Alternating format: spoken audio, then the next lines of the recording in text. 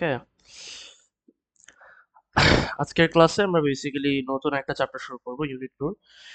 It's called introduction to kinetics in equilibrium. এই চ্যাপ্টারটা অনেকটা বলতে পারো আইজিসিএসি তে তোমরা ওই ইকুইলিব্রিয়াম চ্যাপ্টার যেটা ওই চ্যাপ্টারের সঙ্গে অনেকটা মিল পাবা। So in a sense there is nothing new, it's just that একটু নতুন করে ওরা আর কি কনসেপ্টগুলা মানে অন্যভাবে সাজাইছে, আর কিছু না। ঠিক আছে, দেখবা যে অনেক জিনিস বলতে পারো আইজিসিসি তে যে পড়ছিলা ওগুলো অনেক কমন পাইতেছে এখানে।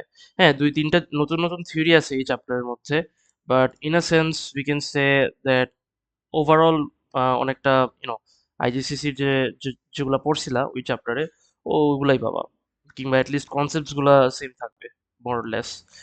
এনিওয়েজ আমরা করি। তো আরেকজন জয়েন করতেছে।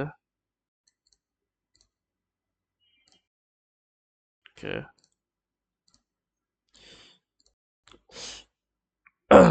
রাফসান শুনতে পারতেছো? হ্যাঁ ভাইয়া। ওকে, গুড। অলরাইট, আমরা চ্যাপ্টারটা শুরু করি। First of all, আমরা before we move on, let's try to understand what is the collision theory. Like, it's basically the theory which drives any reaction that occurs in chemistry. ঠিক আছে?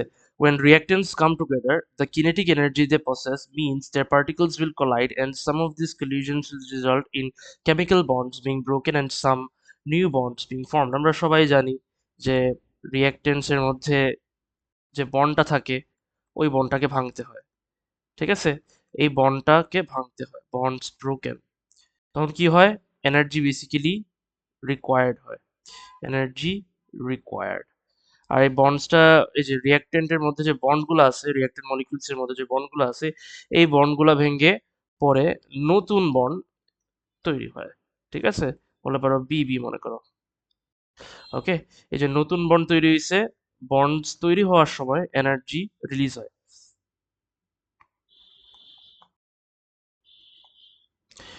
Released. Now, for these bonds to get broken down, okay, for these bonds to get broken down, several reactant molecules will have to collide with each other. ও আর ও একসাথে এসে collide করতে হবে। এখন এমনি এমনি তো কোলাইড হইতে পারবে না, কিছু জিনিস তো লাগবে। কি লাগবে? এনার্জি লাগবে। In the form of what? Energy. এই যে আমরা তো জানি বন্ডস ব্রোকেনের মানে বন্ড ভাঙার জন্য এনার্জি রিকোয়ার লাগে, বাট এনার্জি কি ফর্মে লাগবে? Energy is required in the form of kinetic energy, in the form of kinetic energy। কারণ কিনেটিক এনার্জি যদি না থাকে তাহলে ওরা কিন্তু মুভ করতে পারবে না, রিঅ্যাক্ট্যান্ট মলিকিউলস গুলো মুভ করতে পারবে না এবং ভালো মতো কোলাইড করতে পারবে না। এখন ভালো মতো কোলাইড করা মানে কি? there are two types of collision. Okay, collisions are two types between the molecules. One is successful, আরেকটা হয়ে যাচ্ছে আনসাকসেসফুল। ঠিক আছে, এখন সাকসেসফুল কোলিশন বলতে আমরা কি বুঝি? যে কোলিশন গুলা বেসিক্যালি অ্যাক্টিভেশন এনার্জি কিংবা মিনিমাম এনার্জি আছে, minimum amount of energy the molecules possess in order to collide and break the bonds. প্রত্যেকটা কলিশনের জন্য যে মানে কলিশন তো হয় বুঝলাম, কিন্তু প্রত্যেকটা কলিশনের সময় যে বন্ডস ব্রেক করতে হবে, এই বন্ডস ব্রেক করার জন্য কিন্তু সাফিসিয়েন্ট অ্যামাউন্ট অফ এনার্জি লাগে। কারণ লেটস বি অনেস্ট হিয়ার, প্রত্যেকটা রিঅ্যাক্টেন্ট মলিকিউলের বন্ড এনথালপি কিন্তু সমান না। ঠিক আছে, so since the bond enthalpy is not same, so obviously ওই সাফিসিয়েন্ট এনার্জিটা কিন্তু প্রত্যেকটা রিঅ্যাক্টেন্ট মলিকিউলের জন্য সমান থাকবে না, it is going to very.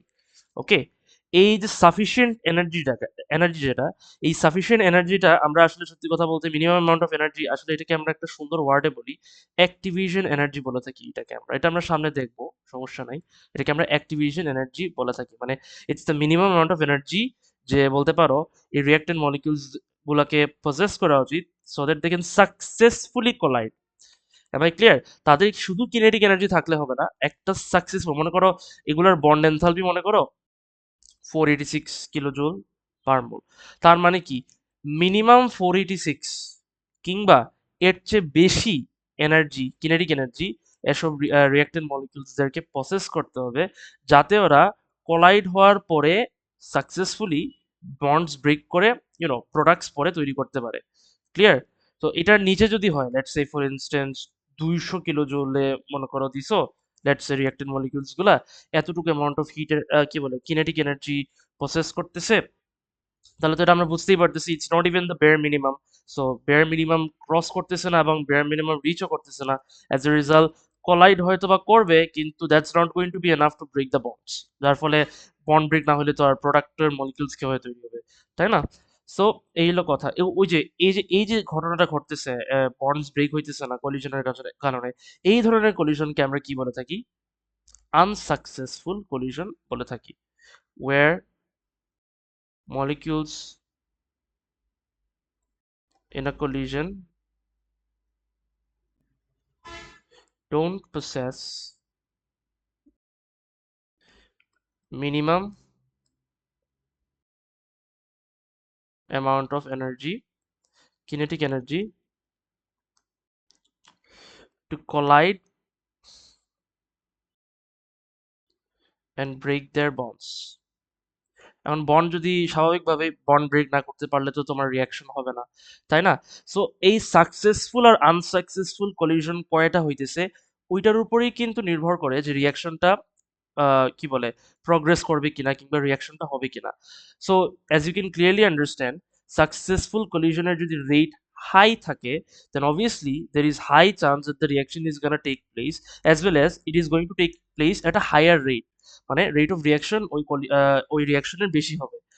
R unsuccessful কলিশনের rate কিংবা পরিমাণ যদি বেশি থাকে, তাহলে বুঝতেই পারতেছো ইদার ওই রিয়াকশনের রেট কম থাকবে, নাইলে হবেই না, won't happen। ঠিক আছে? So it all goes down to successful and unsuccessful collision. More specifically speaking, it depends on the frequency of both. যার ফ্রিকোয়েন্সি বেশি হবে, সাকসেসফুল কলিশনের ফ্রিকোয়েন্সি যদি বেশি হয়, তাহলে ওটার রেটও বেশি হবে। ঠিক আছে? কি বলছি? আর আনসাকসেসফুল কলিশনের যদি তোমার রেট বেশি থাকে, মানে ফ্রিকোয়েন্সি যদি বেশি থাকে, তাহলে অবশ্যই তোমার হয় রিয়াকশন রেটটা কম থাকবে, আর নাহলে রিয়াকশনটা হবে না। ফ্রিকোয়েন্সি বলতে আমরা কি বুঝি? ফ্রিকোয়েন্সি হইতেছে, মনে করো দুইটা রিয়াক্ট্যান্ট মলিকিউল, ঠিক আছে, 1 সেকেন্ডের মধ্যে দেখা যাইতেছে একটা কলিশন হইতেছে। এখন আবার অন্য জায়গায় দেখা যাচ্ছে, অন্য একটা রিঅ্যাকশনে দেখা যাচ্ছে একই এই সেম মানে টাইম ডিউরেশন সমান, কিন্তু তুমি এখানে দেখতে পারতেছো কয়টা? তুমি দেখতে পারতেছো এখানে 2টা কলিশন হইতেছে। ঠিক আছে? তার মানে কি এই স্পেসিফিক রিঅ্যাকশনে একই সময়ের মধ্যে আরো বেশি কলিশন হইতেছে। কি ধরনের কলিশন হইতেছে? সাকসেসফুল কলিশন হইতেছে। ঠিক আছে? এখানে দেখতেছো কি বলে পার ইউনিট অফ টাইমে 2টা সাকসেসফুল কলিশন হইতেছে।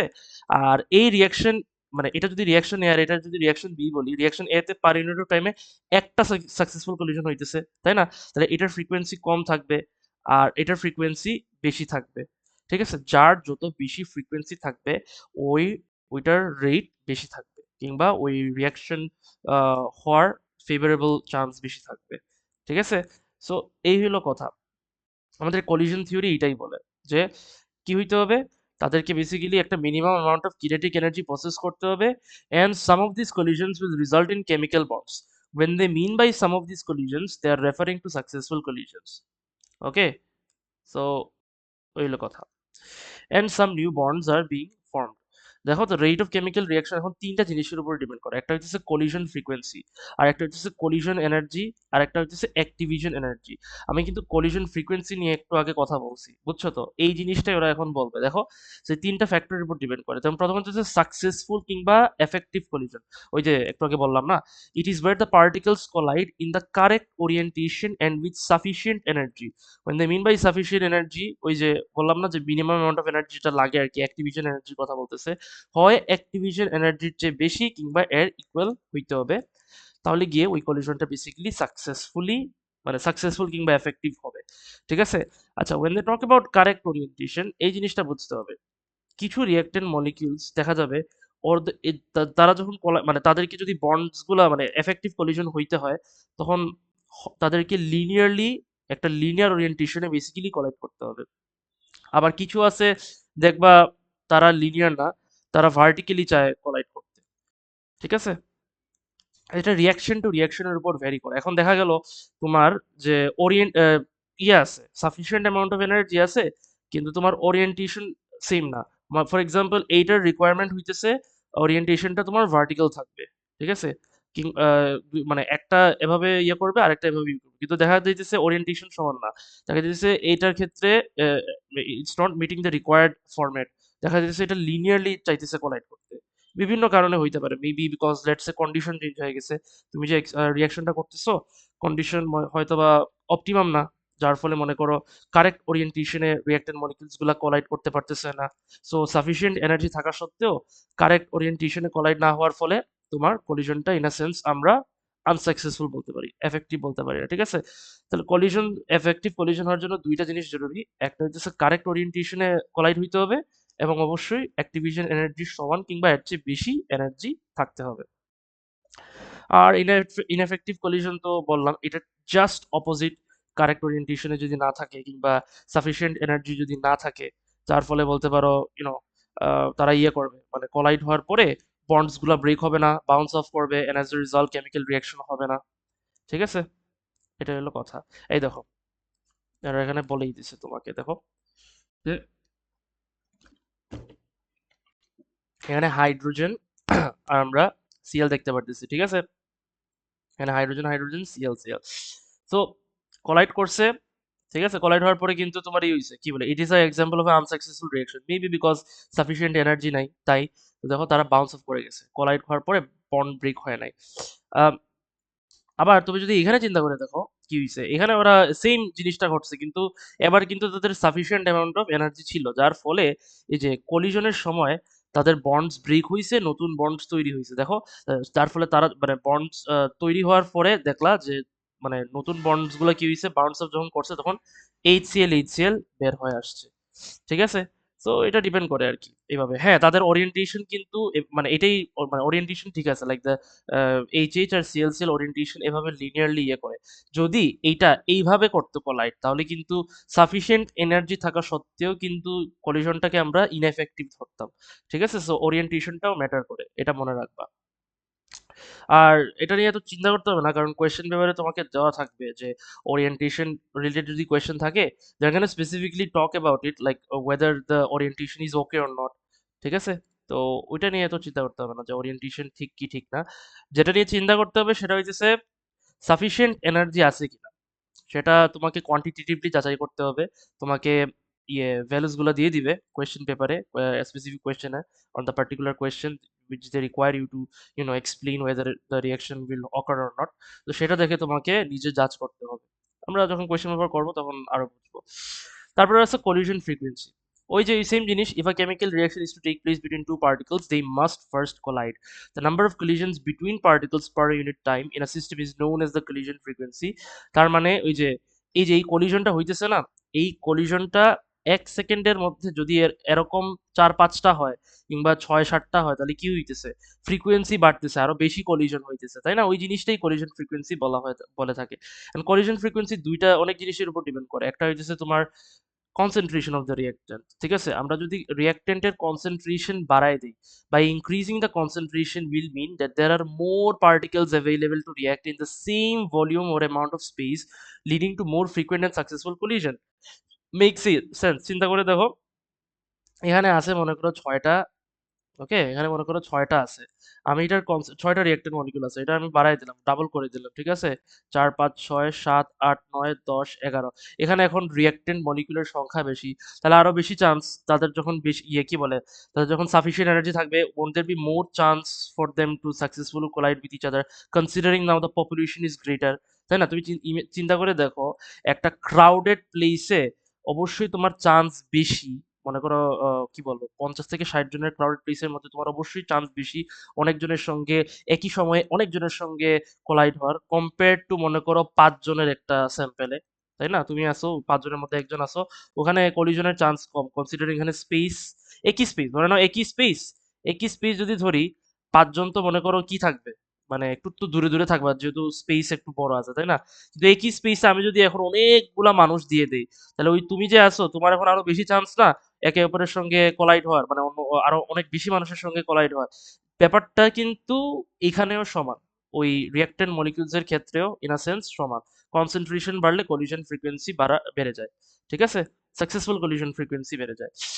প্রেশারের ক্ষেত্রেও একই জিনিস, কারণ বুঝতেই পারতেছো এখানে প্রেশারটা আসলে সত্যি কথা বলতে গ্যাসের ক্ষেত্রে ইউজ করা হয়ে থাকে। যদি রিঅ্যাক্টেন্টস গুলা গ্যাস থাকে তাহলে আমরা কনসেন্ট্রেশন না, তখন আমরা প্রেশার চেঞ্জ করি। সো প্রেশারটাও বলতে পারো কনসেন্ট্রেশন যেটা করে ওইটাই করে, তোমার নাম্বার অফ মলিক পার্টিকলস বাড়ায় দেয় ওই একই ভলিউমের ভিতরে, যার ফলে সাকসেসফুল কলিশন হওয়ার চান্স বেশি। আবার টেম্পারেচারও কিন্তু কলিশন ফ্রিকোয়েন্সি এফেক্ট করে, কারণ আমরা জানি একটা ফর্মুলা আছে, যদিও তোমরা ফিজিক্সে পড়ছো কিনা, half KE is equal to half MV square. এটা তোমাদের কিনেটিক এনার্জি কিংবা আইডিয়াল গ্যাস থিওরি থেকে আসছে। তো এখানে যেটা হয়, kinetic energy is related to this formula down here. Derivation জানা লাগবে না। এটা হইতেছে, এখানে দেখো কিনেটিক এনার্জিটা তোমার, এটাকে অ্যাবসলুট, এটাকে কি বলা হয়, অ্যাবসলুট টেম্পারেচার বলা হয়ে থাকে। ঠিক আছে?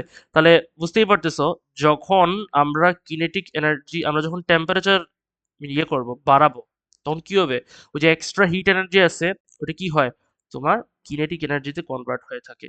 আর যখন কিনেটিক এনার্জিতে কনভার্ট হবে, তখন বুঝতেই পারতেছো সাফিসিয়েন্ট এনার্জি আরো বেশি থাকবে, তাই না? মানে অ্যাক্টিভিশন এনার্জির চেয়ে বেশি তো থাকবে, আরো বেশি থাকবে কিনেটিক এনার্জি। আর আরো বেশি এনার্জি থাকার ফলে তারা অবভিয়াসলি আরো মুভ করবে বেশি, তাই না? আর মুভ করার ফলে বুঝতেই পারতেছো আরো চান্স আছে সাকসেসফুল কলিশন হওয়ার তাদের মধ্যে। ঠিক আছে? তো এটা হইলো তোমার মানে টেম্পারেচার কিভাবে এফেক্ট করে, এটা আরেকটা পয়েন্ট।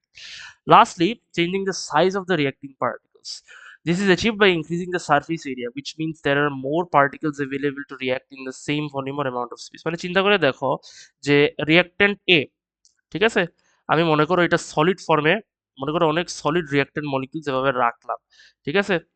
এটার সারফেস এরিয়া কম, কারণ যখন রিঅ্যাক্টেন্ট হবে এত সহজে ওরা করতে পারবে না, কারণ তাদের মধ্যে সারফেস এরিয়াটা মানে এত বেশি না আর কি।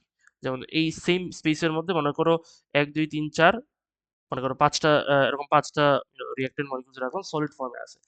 কিন্তু এই একই সলিড ফর্মে রিঅ্যাক্টেন্ট মলিকিউলস গুলোকে আমি যখন পাউডার ফর্মে নিয়ে যাব, ঠিক আছে, একই ভলিউমের মধ্যে, ঠিক আছে, পাউডার ফর্মে নিয়ে যাব, তখন কিন্তু দেখবা স্পেসটা বেড়ে যায়। There is more scope for them to collide, because এখানে দেখো তারা আরো বেশি এক্সপোজ একে অপরের সঙ্গে, সারফেস এরিয়াটা বেড়ে গেছে, তাই না?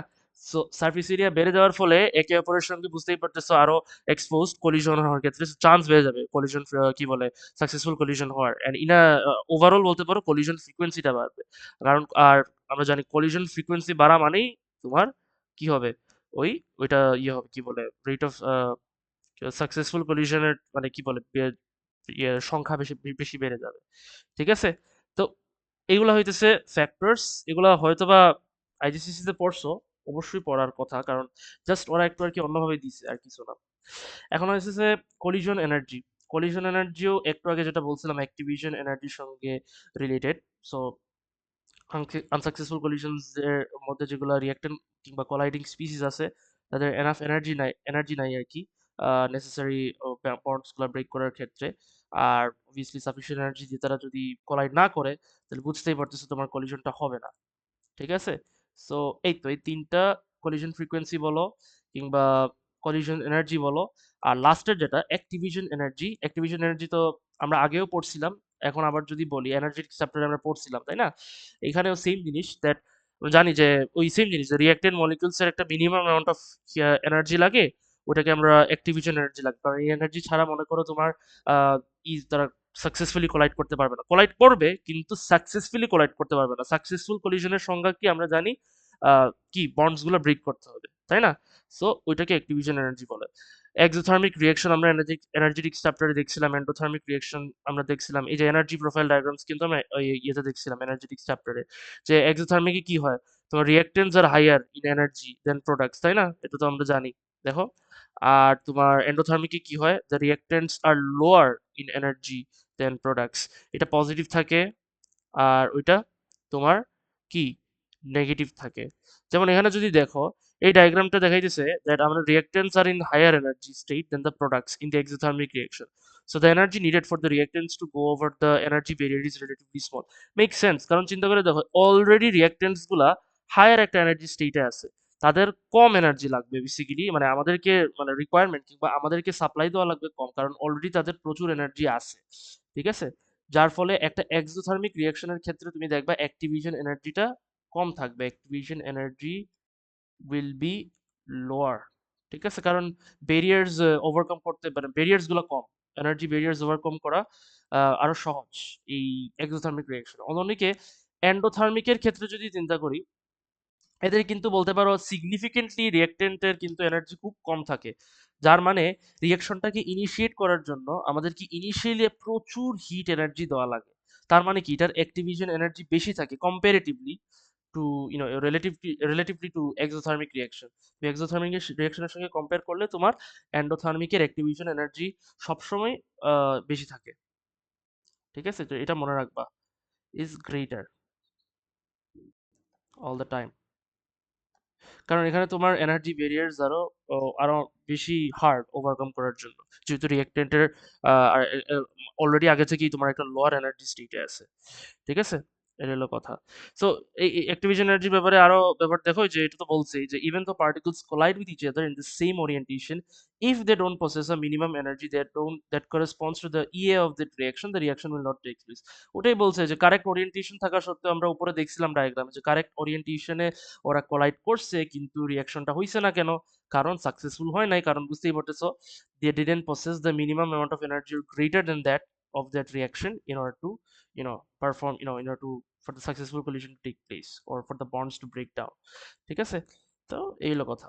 দুইটা জিনিসই জরুরি, কারেক্ট ওরিয়েন্টেশনও জরুরি এবং তাদেরকে minimum amount of energy which is equal to the ওই রিয়াকশনের স্পেসিফিক অ্যাক্টিভেশন এনার্জির সঙ্গে ইকুয়াল হতে হবে কিংবা এর চেয়ে বেশি হতে হবে।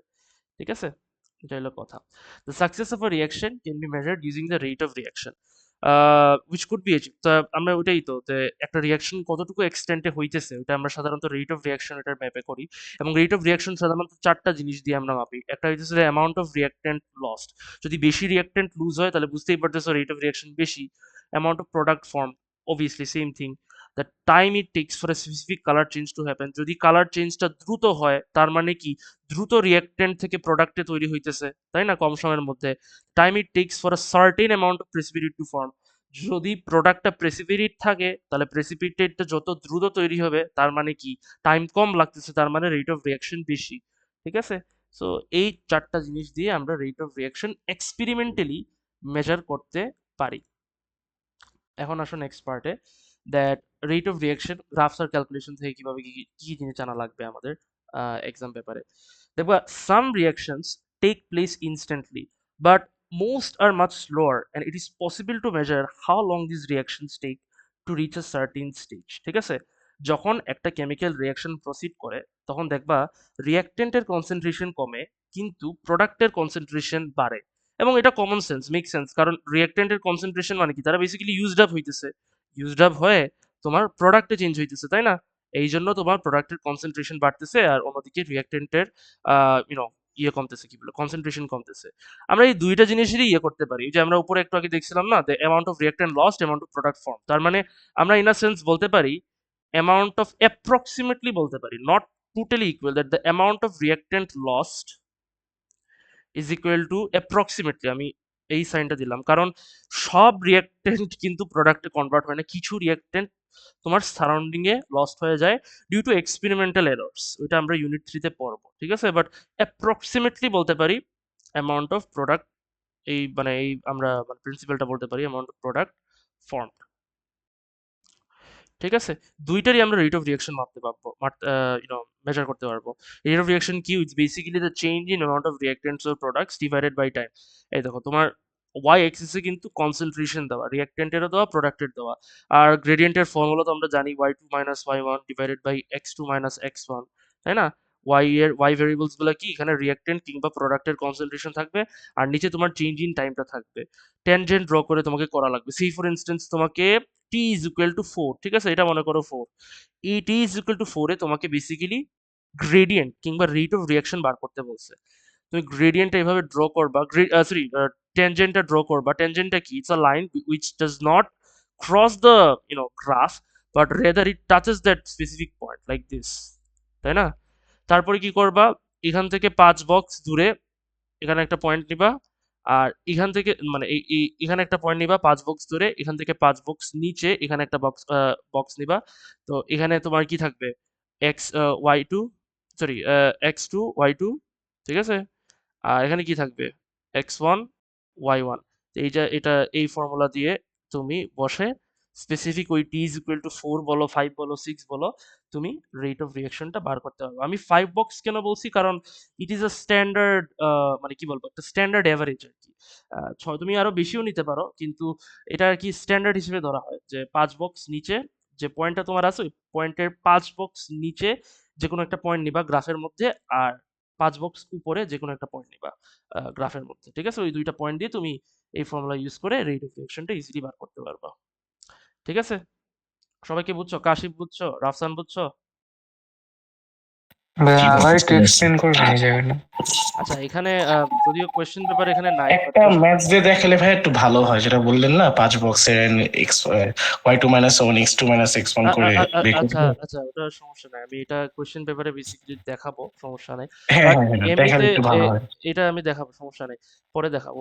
কিন্তু মেইন কথা হইতেছে এই ফর্মুলাটা বুঝছো তো কিভাবে কি করতে হবে? জি জি ভাই, কনসেপ্টটা বুঝতে পারছি। কনসেপ্টটা বুঝলেই হয়েছে, ওইটা ম্যাথ যখন দেখাবো ওইটা আরো সহজ হয়ে যাবে, আর কিংবা যখন তোমরা করবা আরো সহজ হয়ে ওকে যাবে, আর ভাই, কিছু না। ওকে। আচ্ছা, হয়তো নিচেই আছে, I would say, I guess.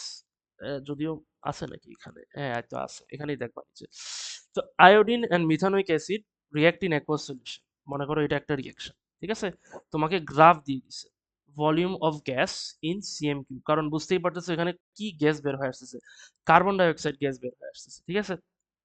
এখন the rate of reaction can be found by measuring the volume of carbon dioxide produced per unit of time and plotting a graph। এই দেখো দেখতেই পারতেছো, প্রথমে কিন্তু ভলিউম অফ তৈরি হয়, কি হইতেছে একটা সময় কিন্তু রেট অফ রিয়াকশন কমে যাচ্ছে, যার ফলে গ্রাফটা ফ্ল্যাটেন্ড হয়ে যাচ্ছে, কারণ মেক সেন্স, তোমার তো আর রিয়াক্টেন্ট তো আর আনলিমিটেড না, তাই না? রিয়াক্টেন্ট শেষ একটা সময় আস্তে আস্তে শেষ হয়ে যাবে, এবং একটা সময় আর কার্বন ডাইঅক্সাইড গ্যাস আর তৈরি হবে না, সো তখন তোমার কি হয়ে যাবে, ওই ফ্ল্যাটেন্ড হয়ে যাবে গ্রাফটা।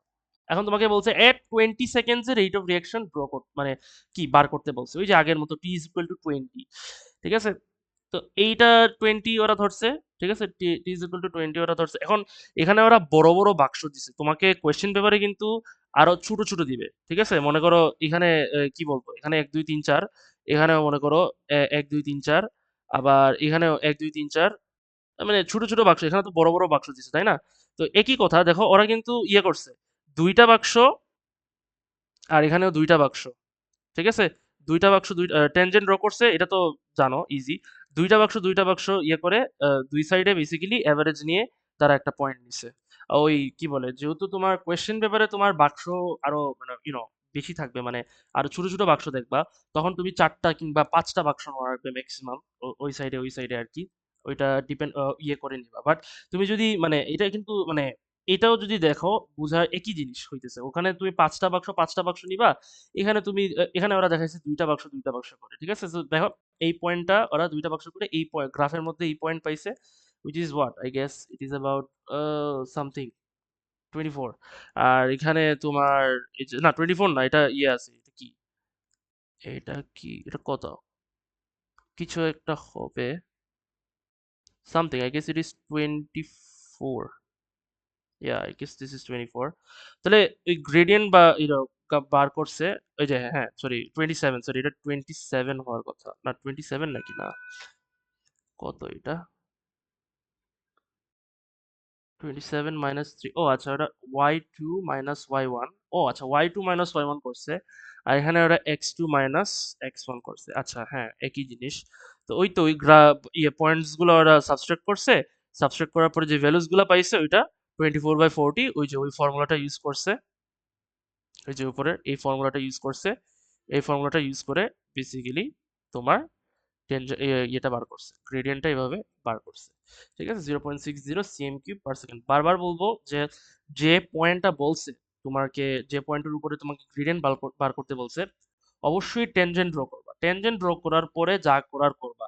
ওই যে দুই বক্স, এখানে তো দুই বাক্স দেখাইছে, এক্সাম মেইন কোয়েশ্চেন পেপারে 5 বাক্স করে নিয়ে নিবা, একই কথা। তারপরে তো তুমি ওই যে এটা করবা y2 - y1 x2 - x1, যেটা আসবে ওইটাই আনসার, ঠিক আছে? এটা হলো easy. So when drawing the tangent to a curve, make the triangle large and try to intersect with grid lines if you can. This minimizes errors of precision। হ্যাঁ, এটা চেষ্টা করবা যে যখন ট্যানজেন্টটা ড্র করবা, একসাথে বলতে পারো তুমি গ্রিড লাইনের সঙ্গে যদি পসিবল হয়, মানে ইয়ে করে দিবা, ক্রস করে দিবা, কিংবা ইন্টারসেক্ট যাতে করে, এতে করে আর কি বলতে পারো তুমি আরো বেশি স্পেস পাবা, আরো যাতে মানে প্রিসিশনটা বেড়ে যায় আর কি তোমার পয়েন্টস নেওয়ার সময়। ঠিক আছে, চেষ্টা করবা আর কি প্রিসিশন মানে সাহায্য করবে। এবং একটা কথা হচ্ছে, it also accidentally misreads the graph value. তুমি দেখো, reduces the chance you will accidentally misread the graph value. তুমি যদি গ্রাফ ভ্যালু মিসরিড করো, তখন কিন্তু তুমি এমন একটা ভ্যালু পাবো যেটা কোয়েশ্চেন পেপারে কিন্তু তোমাকে রেঞ্জ আকারে দেয়, স্পেসিফিক ভ্যালু দেয় না। মনে করো 0.60 থেকে 0.70, আবার মনে করো 0.50 থেকে 0.60, এরকম রেঞ্জ আকারে তোমাকে মার্ক স্কিমে অ্যান্সার দেওয়া থাকবে। কারণ ওরা জানে যে সব ক্যান্ডিডেটের কিন্তু কি গ্রাফ পয়েন্টস সমান থাকবে না। ঠিক আছে, বাট এইটা এনশিওর করতে হবে যে যেই গ্রাফ পয়েন্ট নিয়ে তুমি আনসার বার করো না কেন, আনসারটা কিন্তু এই রেঞ্জের ভিতরে থাকতে হবে। ক্লিয়ার কি বলছি? তো আমরা সাধারণত ওই যে বললাম 5 বাক্স করে নেই, যাতে করে বেশিরভাগ সময় ইটস আ রুল বেসিক্যালি। এটা রুল আমি কেন বলছি, কারণ কোয়েশ্চেন পেপার করতে করতে আমি শিখছিলাম যে 5 বাক্স করলে তোমার most of the time answer তোমার রেঞ্জ যেটা দেওয়া আছে মার্ক স্কিমে ওইটা দেওয়া থাকে। সো এটা তোমার বেসিক্যালি কোয়েশ্চেন পেপার যত বেশি প্র্যাকটিস করবা এই ধরনের কোয়েশ্চেন, বিশেষ করে কোন ইয়েটা নেওয়া লাগবে, কি বলে পয়েন্টস গুলা, এটা আরো সহজ হবে, কিংবা তুমি you will easily grasp it basically করতে করতে। এটা ভেরি ইজি, এত আহামরি কিছু না আর কি। To measure the rate of reaction, we need to be able to measure either how quickly the reactants are used up or how quickly the products are. এটা তো আমরা দেখলাম একটু আগে। The method used for measuring depends on the substance involved. There are a number of ways to measure a rate of reaction in the lab. They all depend on same property that changes during the course of the reaction. এটা এটা make sense, কারণ এখানে তো মনে করো carbon die oxide gas তৈরি হয়েছে, কিছু কিছু রিয়াকশনে তো তোমার প্রেসিপিটেটও তৈরি হয়, তাই না? তো প্রেসিপিটেট যদি তৈরি হয়ে থাকে, তখন কিন্তু আমরা ভলিউম মেজার করতে পারবো না। তখন আমাদেরকে কি মেজার করতে হবে, কতটুকু সময় লাগে ওই সার্টেন অ্যামাউন্ট অফ প্রেসিপিটেট তৈরি করার। তখন তোমাদের টাইম মেজার করা লাগবে।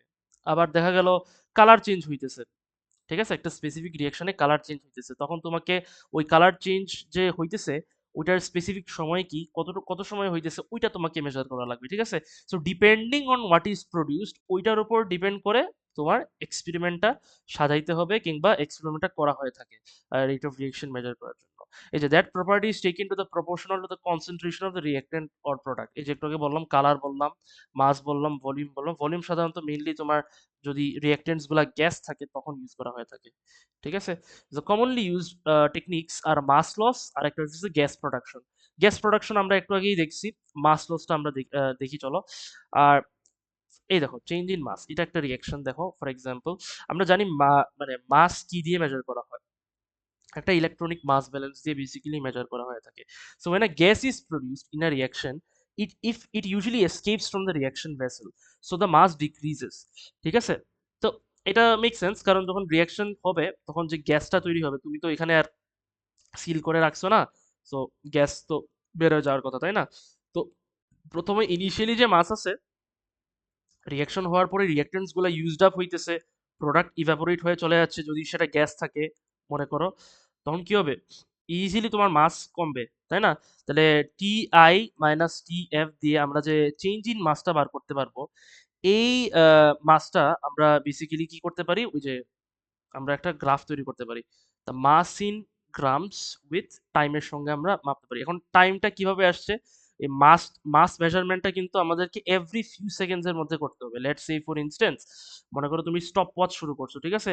তুমি মনে করো 10 সেকেন্ড ইন্টারভেল নিছো, মানে 10 সেকেন্ড পরে পরে তুমি মাসটা মেজার করতেছো। দেখলা প্রথমে মনে করো 56.0, 10 সেকেন্ড পরে দেখলা 54, আরো 10 সেকেন্ড পরে দেখলা মনে করো 50, আরো 10 সেকেন্ড পরে দেখলা 48, 46, একটা সময় দেখলা 40-তে গিয়ে আর যাই মানে ইয়ে হইতেছে না, 40, 40, 40, মানে কি তোমার মাস চেঞ্জ আর হইতেছে না। তাহলে এই যে তুমি 10 সেকেন্ড পরে পরে যে তুমি ইয়ে নিছো, মানে তুমি তো অবভিয়াসলি একটা ইয়ে করবা, টেবিল ড্র করবা, ঠিক আছে? টেবিল ড্র করে কি করবা, যে 10 সেকেন্ড পরে পরে 10, 20, 30, 40, 50, তাই না, করে প্রত্যেকটা সেকেন্ড পরে পরে মাস কত, এটা তো তুমি নোট করে রাখবা।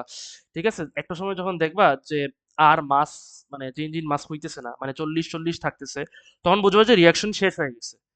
ঠিক আছে? তখন তুমি এরপরে তুমি কি করবা, এই যে ডাটা মানে ডাটা যে বেসিক্যালি কালেক্ট করছো এই টেবিলের মধ্যে, you are going to plot this graph like this, time and mass in grams. ঠিক আছে? তো The mass loss provides a measure of the amount of reactant, so the graph is the same as the amount of amount of reactant against time. তার মানে রিঅ্যাক্টেন্টের মাস কমতেছে, তাই না? যেহেতু reaction এটা ইউজড আপ হয়ে প্রোডাক্ট তৈরি হইতেছে। তো আমরা যে কোনো জায়গায় টি ইজ ইকুয়াল টু তোমাকে যদি বলে লেটস সে 15, ওই সেম আগের মতো কনসেপ্ট, গ্রেডিয়েন্ট ড্র করবা, গ্রেডিয়েন্ট ড্র করে মাস লস কত ওটা বার করতে পারবা। ঠিক আছে, এটা হলো কথা। বাট এখানে একটা আরেকটা কথা, however one limitation of the method is the gas must be sufficiently dense or the change in mass is too small to measure, you know, on a 2 or 3 dp balance. এটা হইতে হবে, কারণ একটা জিনিস রিয়ালাইজ করে দেখো, যদি dense না থাকে তাহলে তখন দেখবা যে চেঞ্জ ইন মাসটা বলতে পারো খুবই কম থাকবে। কারণ যদি মানে খুবই light gas, let's say for helium, তাদের মাসই এত কম যার ফলে তাদের ডেন্সিটিও কম। ঠিক আছে, আমরা জানি মাস ডিভাইডেড বাই ভলিউম, তাই না? তো এটার মাসও অনেক কম, যার ফলে এটার ডেনসিটি অনেক কম, যার ফলে বলতে পারো হ্যাঁ তার ইভাপোরেট হতে এমনিতেই চলে যাবে, কিন্তু তোমার চেঞ্জ ইন মাসটার ডিফারেন্সটা তো এত ছোট থাকবে, মনে করো 56, ওখানে তখন দেখবা 55.65। সো এটার তো আর এত সিগনিফিকেন্ট কোনো মানে মাস চেঞ্জ না, তখন তোমার দেখবা যে মাস চেঞ্জটা তখন এত ছোট থাকবে, যার ফলে মনে করো তুমি যখন ডাটাগুলা কালেক্ট করে গ্রাফটা তৈরি করবা, তখন গ্রাফটা আরো হবে, মানে খুবই কি বলবো, টাইট হবে, আরো এভাবে হবে, আর কম সময়ের মধ্যে হয়ে যাবে। তখন যেহেতু অনেকগুলো ডাটা পয়েন্টস একসাথে বলতে পারো মানে বেশি কাছাকাছি থাকবে, তখন কিন্তু তোমার ডাটাটা হয়ে যায়, মানে গ্রাফটা মনে করো অনেক ইউনো ইনঅ্যাকুরেট হয়ে যায় ইন আ সেন্স। তো এইটা দেখতে হবে যে যখন এই মেথডটা তুমি করবা, গ্যাস যেটা তৈরি হইতেছে ওটা ডেন্স কিনা, like for instance carbon dioxide.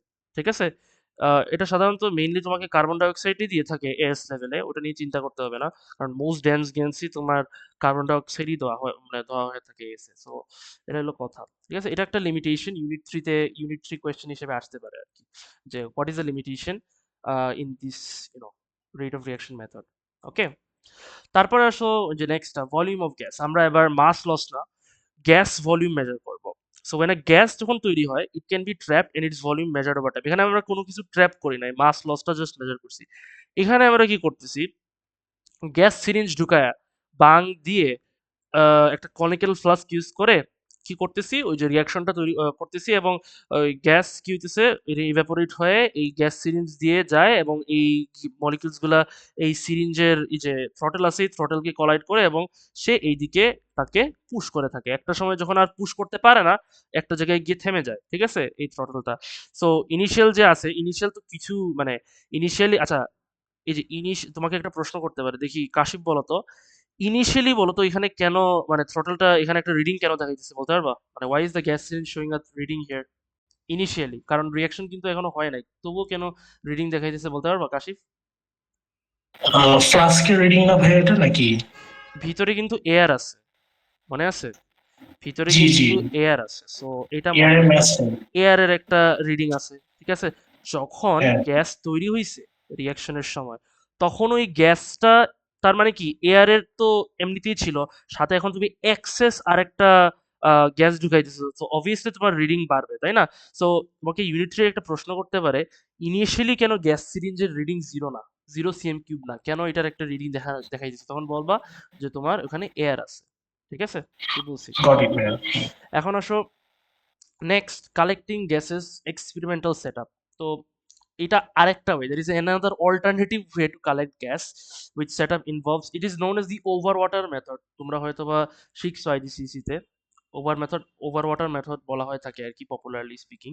তো এখানে যেটা করা হয়, একটা ইনভার্টেড মেজারিং সিলিন্ডার রাখা হয় একটা ওয়াটার বাজের মধ্যে, এবং গ্র্যাজুয়েটেড বলতে কি মানে থাকে, মানে রিডিং থাকে আর কি সিলিন্ডারের মধ্যে। তো বুঝতেই পারতেছো কি হয়, পানিটা কি হয়, পানিটা তোমার গ্যাস যখন তৈরি হবে, তখন পানিটা তোমার এইদিকে উঠবে, কারণ বুঝতেই পারতেছো অনেকগুলা গ্যাস এখানে এসে ডিজলভ হয়ে যায়।